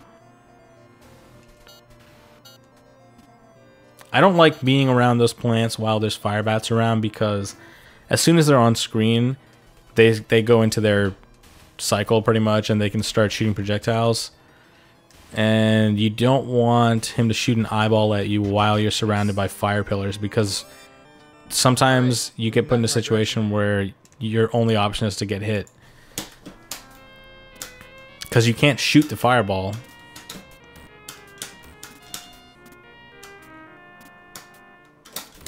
Ah, just unlucky with that fire bat there. I wasn't really paying attention. I should have killed him. Or shot a precautionary shot, as I mentioned.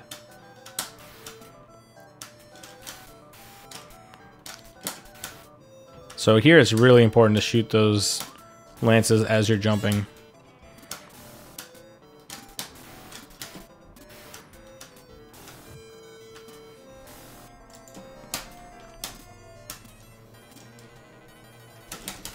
Whoops, neutral jump.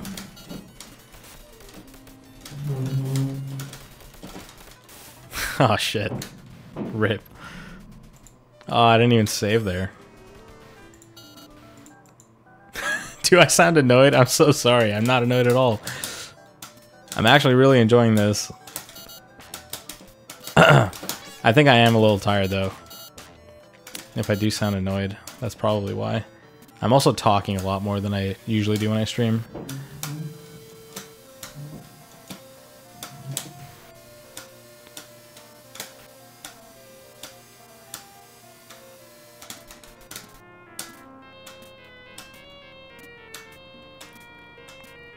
So I covered this guy in loop 1.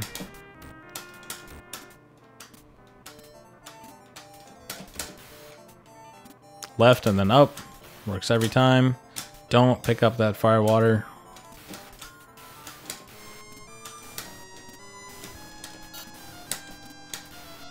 Let's save state here. Guess I screw up again. I always, this is just a really small thing, but whenever these things are spawning, I kind of jump with them and keep firing at them because as soon as they become that little ball, you can hit them. So, yeah. This guy is the same as in loop 1. You can get a slightly faster kill on him with the dagger, which you would normally have in loop 2. But that's not really important.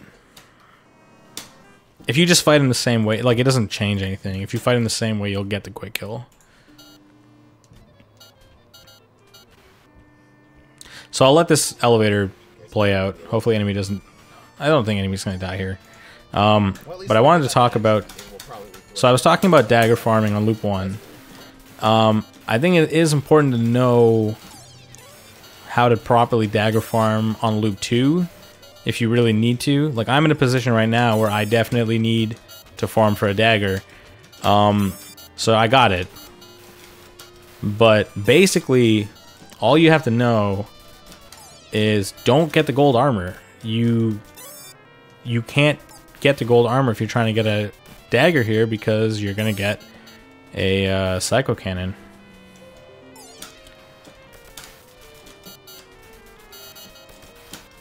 Oops. Yep, I'm playing on. I'm not playing on a Mega Drive. I'm playing on a Genesis, but I have a Mega Drive to Genesis adapter. Yeah. So I'm playing on the Mega Drive cart. Yeah, enemy. For a long time, I didn't really know where all the holes were.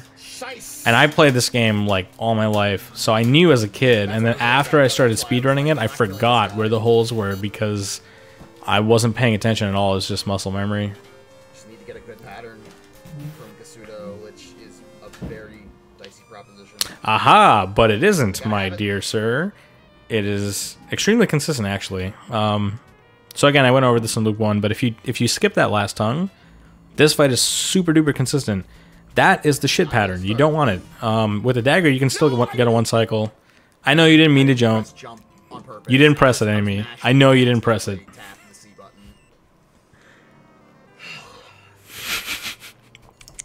Sad times.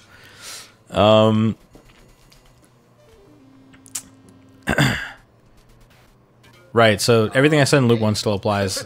The platform cycle here is going to be wonky now, so you can't rely on the same exact setup. You got to be more mindful and keep an eye on where they are, or else sometimes you'll just go for a jump and get nothing but air. But yeah, you want to definitely try to get... Oh no! You definitely want to try to get that last tongue skip, just so you get a good Kasuto pattern. Yeah, this was a good fight, it looks like. Ah, that's another small thing. I used to do what you just did a lot. Like, growing up playing this game, that's the way I fought Kasuto. Whenever he went underneath me, I would kind of jump over him going the opposite direction. It seems like a small thing, and it's kind of obvious if you think about it. I'm sure you get this. But, yeah, you want to walk up to him instead, and then when he's directly underneath you, you want to jump in the same direction and keep shooting down. You just get way more damage in that way. It's not, obviously, it's not like a mind-blowing, you know, epiphany But it's just, I feel like it's something that if I say it, then, you know, it's in everyone's head. So, just thought I'd get that out there because I've made that mistake for a long time.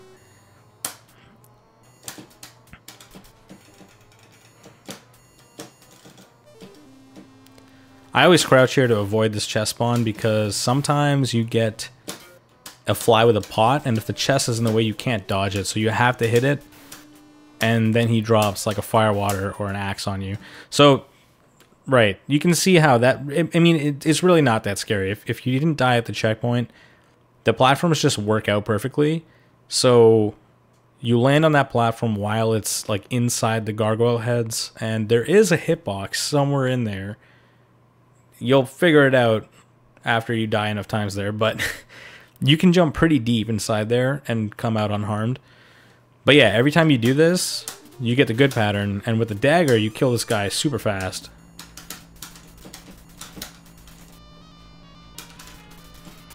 Look at that. It's pretty important. Alright, we're still ahead. Unbelievable. I can work with this, though, at least.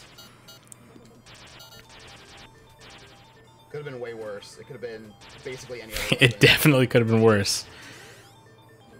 That is a good point. Oh, don't do it. Is he gonna do it? Don't do it. He's thinking about it. Okay, he didn't do it. Oh, he did it! So, okay, right there, actually, that was like instant karma. That's why you don't want this weapon.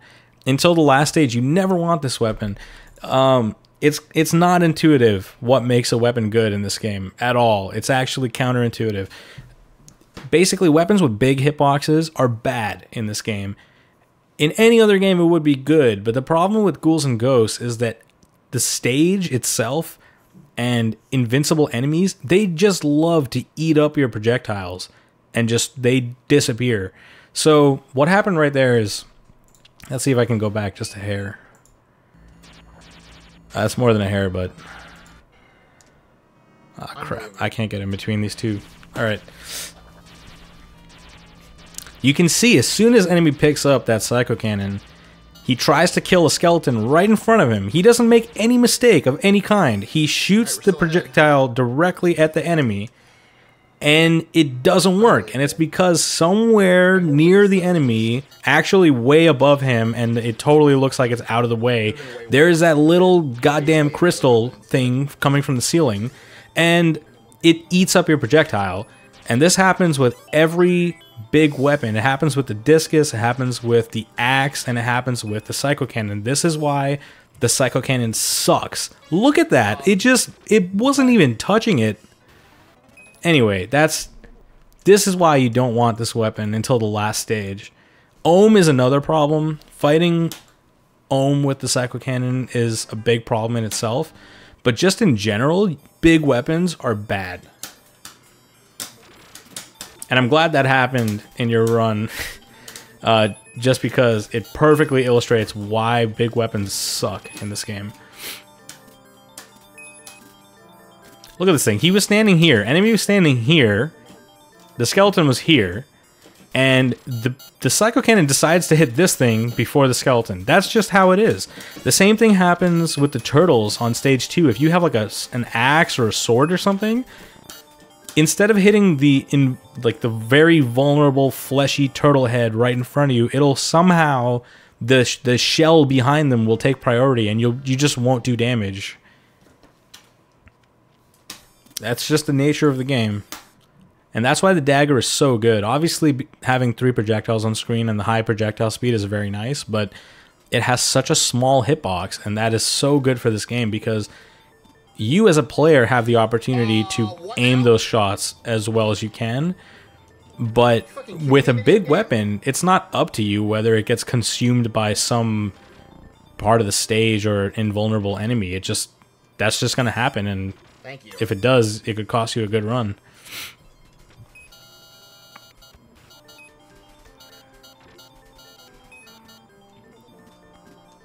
So yeah, enemy was on the right spot there to kill the mud demon, but he was like jumping and then shooting on his way up. This is just a small thing.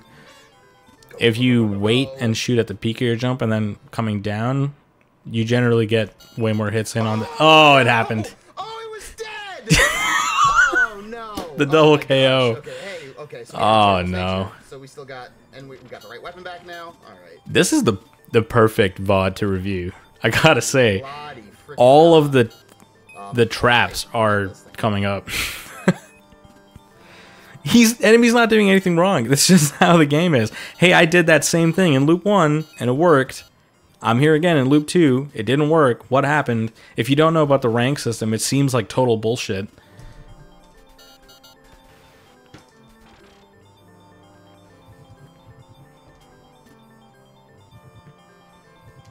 Oh, okay. He didn't jump forward at least. So, right, I was talking about this in loop 1 as well, but there's just one extra shot you can take on that guy as you're falling down, and it makes it a lot safer. Ah, that bastard blocked it.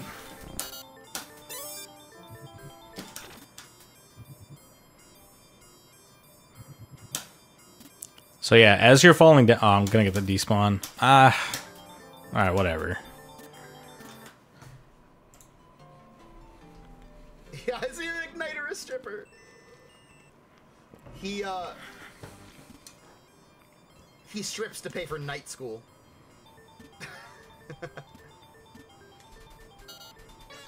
Wow, man, this is gonna be 2 hours long. Forward. Holy shit. Come on. Stripper night. I can't wait till they make the stripper night game. Oh wait, they already did. It's gonna be hard to make a really concise tutorial for this game. I really wanted to make a tutorial that's like 40 minutes or less, you know, properly edited and everything. But there's so much shit in this game. I think if I wanted to make a video that was like 40 minutes long, or a series of videos that were 40 minutes long, it would have to consist of like beginner strats only, I guess, or like the safest strats. Which again, like the thing about this game is that all of the advanced strats are micro optimizations, and in the grand scheme of things, they really don't change much. The best way to get a good time in this game is just to survive. That's what makes it a fun speedrun too, I think. There's always kind of that pivotal moment in a run of this game where if you take a death or something, it's very clear that that's what decided the run. The fucking game lagged there, and I fell off. I don't know if that was visible or if I just sound like I'm full of shit. But I got my big jump, and then as I was about to jump, it lagged and ate my input.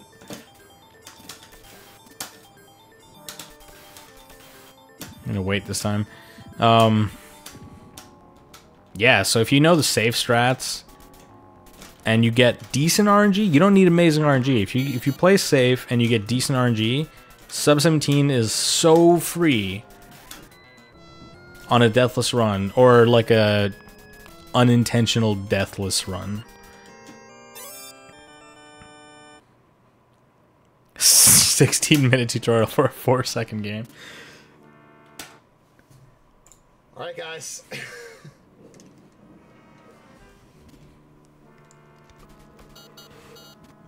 It's a homophone, Dan. They can go either way. Yeah, you can see enemy jump forward off this platform, and it can work. Good. But I prefer to walk forward and fall down just to get the setup. Enemy actually played that perfectly. When he's swooping over you like that, you want to do exactly what enemy did. You want to shoot up once, and then turn around and shoot up again. The thing about the dagger in this game is when you're shooting up or down, it doesn't come out from Arthur's center. It comes out a little bit in front of him, which makes sense. So when an enemy is passing, you know, when an enemy is either below or above you, if it's passing by you horizontally, Awesome. You want to shoot up or down once, facing it, and then pivot around and do it again.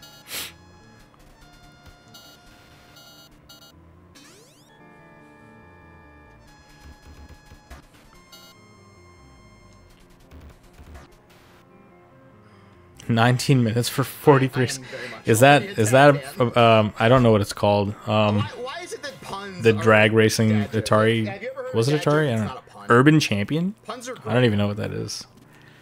Saddens me that people don't.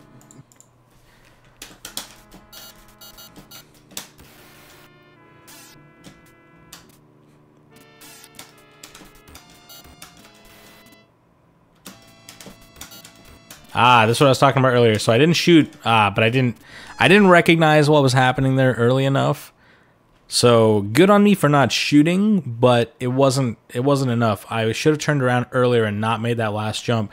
Now he's in the wall, and I have to get this armor, and I didn't shoot up there. It sucks when he's in the wall. You just have to wait. If you try climbing the ladder, there's a chance that he just comes down and kills you. There's that strat I was talking about earlier. I wouldn't do it on the second loop just because that... You could probably tell when that guy's charging at you, a lot of your shots kind of just pass through him. It's also worse when you're crouching. I was crouching there, which you shouldn't be doing. Also, this setup doesn't change. Alright. Get joy out of puns. Right, the pig setup doesn't change with the Psycho Cannon. You still want to get 2 shots in on that top pig, and you want to shoot once at that bottom pig to make him run left. Anyway, I went over that in loop 1. Ah, the sad magic. Ooh, No! enemy got Death now. the perfect pattern for me to show off. Come on. So the pattern that enemy got there It's great. Come on. with those fireballs crossing right at the ladder, that is why you need magic charge when you go up there, because you can't jump left or right and dodge the fireballs. You're going to get hit by one of them. So instead, you stand right where they're going to converge and you let your magic go off as they're about to hit you, and they pass right through you.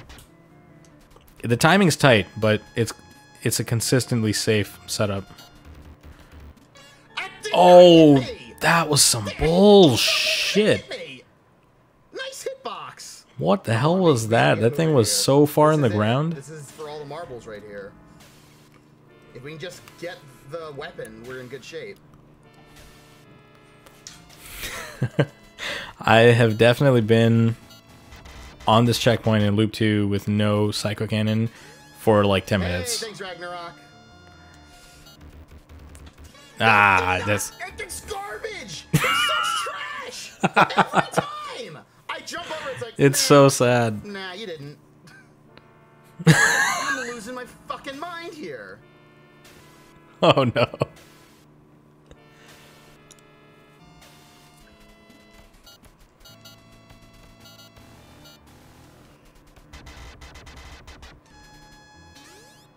Right, so I mean... It's a door, not a door.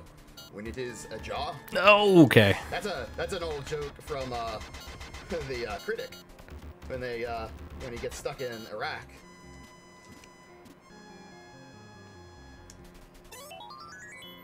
Come on, come on! Good old goddess, here to save the day. Come on, give it to me now! Yeah. Ah, don't kill that guy. He didn't do anything to you.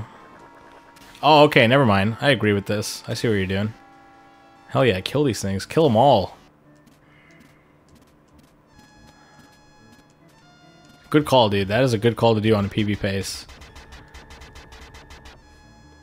Oh, God. Okay, so this... No! Okay, thank God. You did not get a weapon drop. Alright, so what you want to do there is...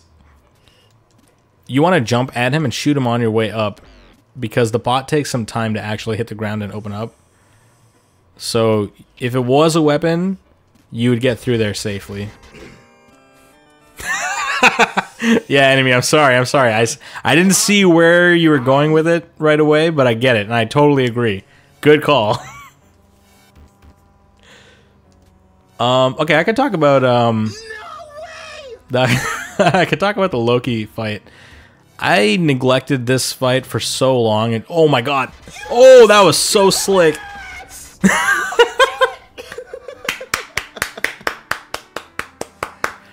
Big applause for enemy. We got all 3 PBs, baby! Oh my god, you PB'd all your games that night? Holy shit. That's ridiculous. What a beast. Hey, yeah, we'll take it, Akarasi. The arrow's moving in the right direction, dude. Hell yeah. Congrats, dude. Sick run. I love watching Enemy play this game because I was saying this at the start of the stream, but like he has all the pieces, he just hasn't. Oh shit. I went really far back here. He just hasn't, like, it's all the little bits of knowledge that he knows. They just need to be like glued together in the right order, if you know what I mean. Like, he's missing a couple of key things, but he knows a lot about the game and he plays it really well.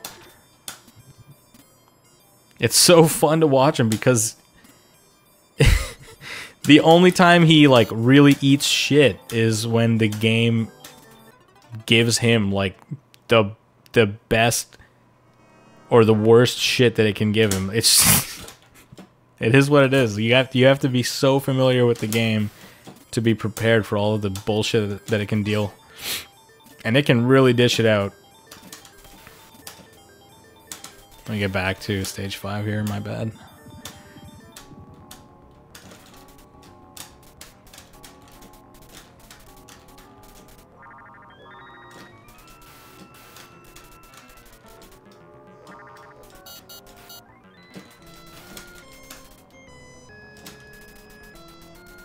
Hey, I got a good ohm pattern. Nice.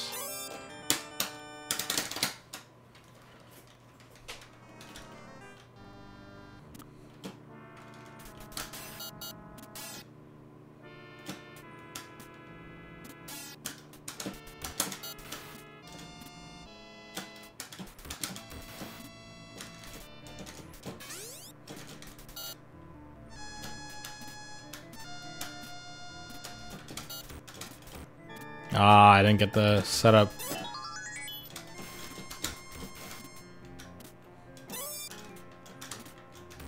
I opened that chest kind of late, but overall that was pretty good.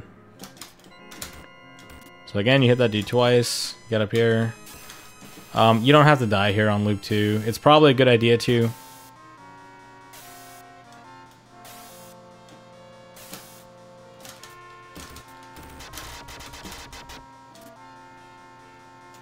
Oh, that's a bad pattern. As soon as that guy goes low, you know something is up. I didn't run left there because I knew he was gonna get right down in my face and just kill me. Up once, forward once, he's dead. This guy, he dies super fast because you're right up in his face. Oh, this game sucks. I have to die now. Should I load state? I don't know where I saved.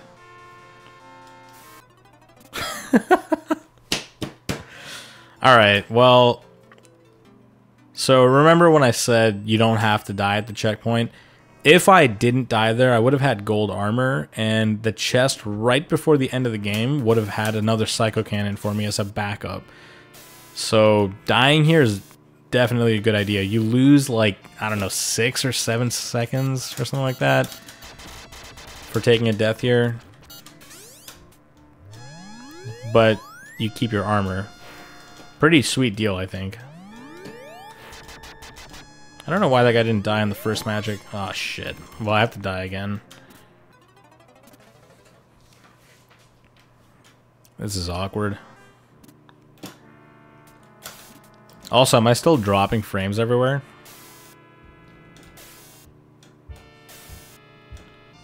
Oh wow, I totally am. Oh, okay, I'm gonna load. Alright, yeah. That's not a bad spot.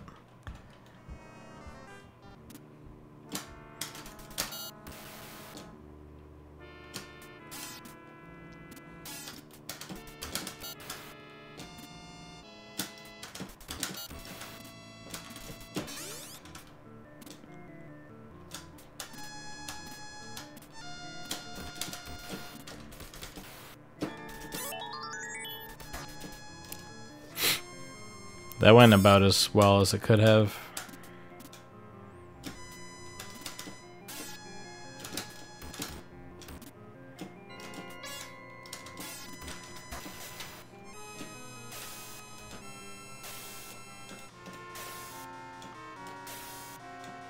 I'm just gonna die here. I missed that chest down there. Not a good idea to keep going.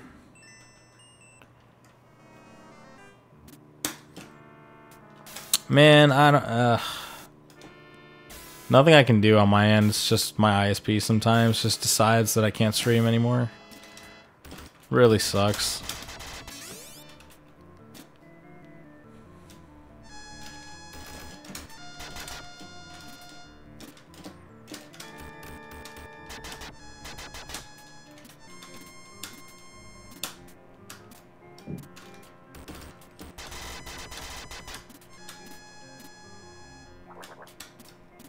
Up, forward, dead. I like to jump forward there once and just get a couple shots off to stop any goblins that are waiting.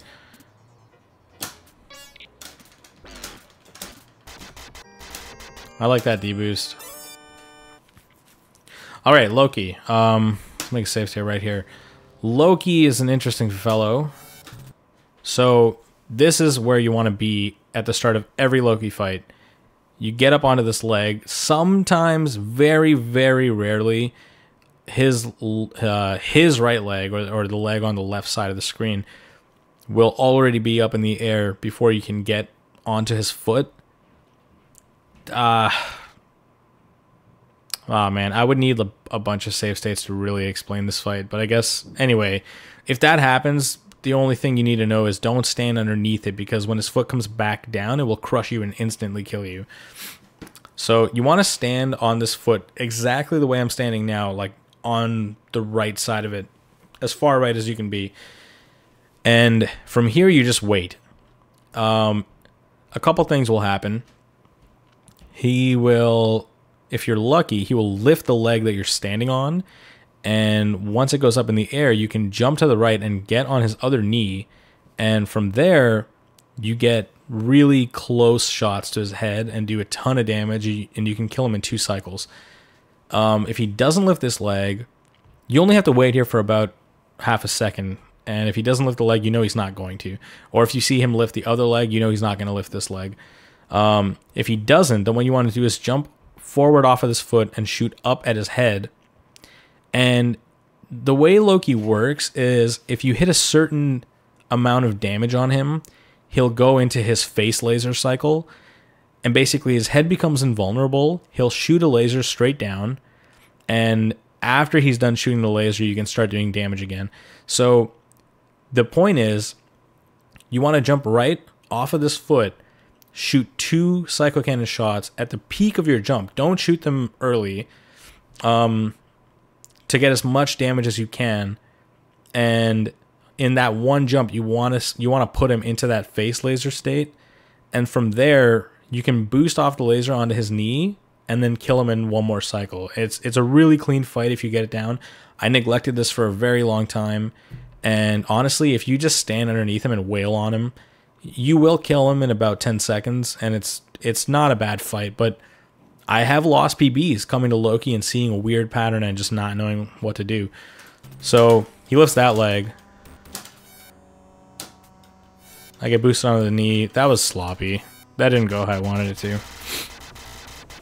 Let's try that again. Let's jump on the leg. Lifts the other one. This is not going my way. Double KO. Very nice. Anyway, it would be nice if I had a bunch of save states to like explain properly, but yeah, that's kind of what you want to do. Anyway, that's the game. So, congrats again to Enemy on the PB. This man is going to crush this game. Keep an eye out for that enemy boy. He's going places.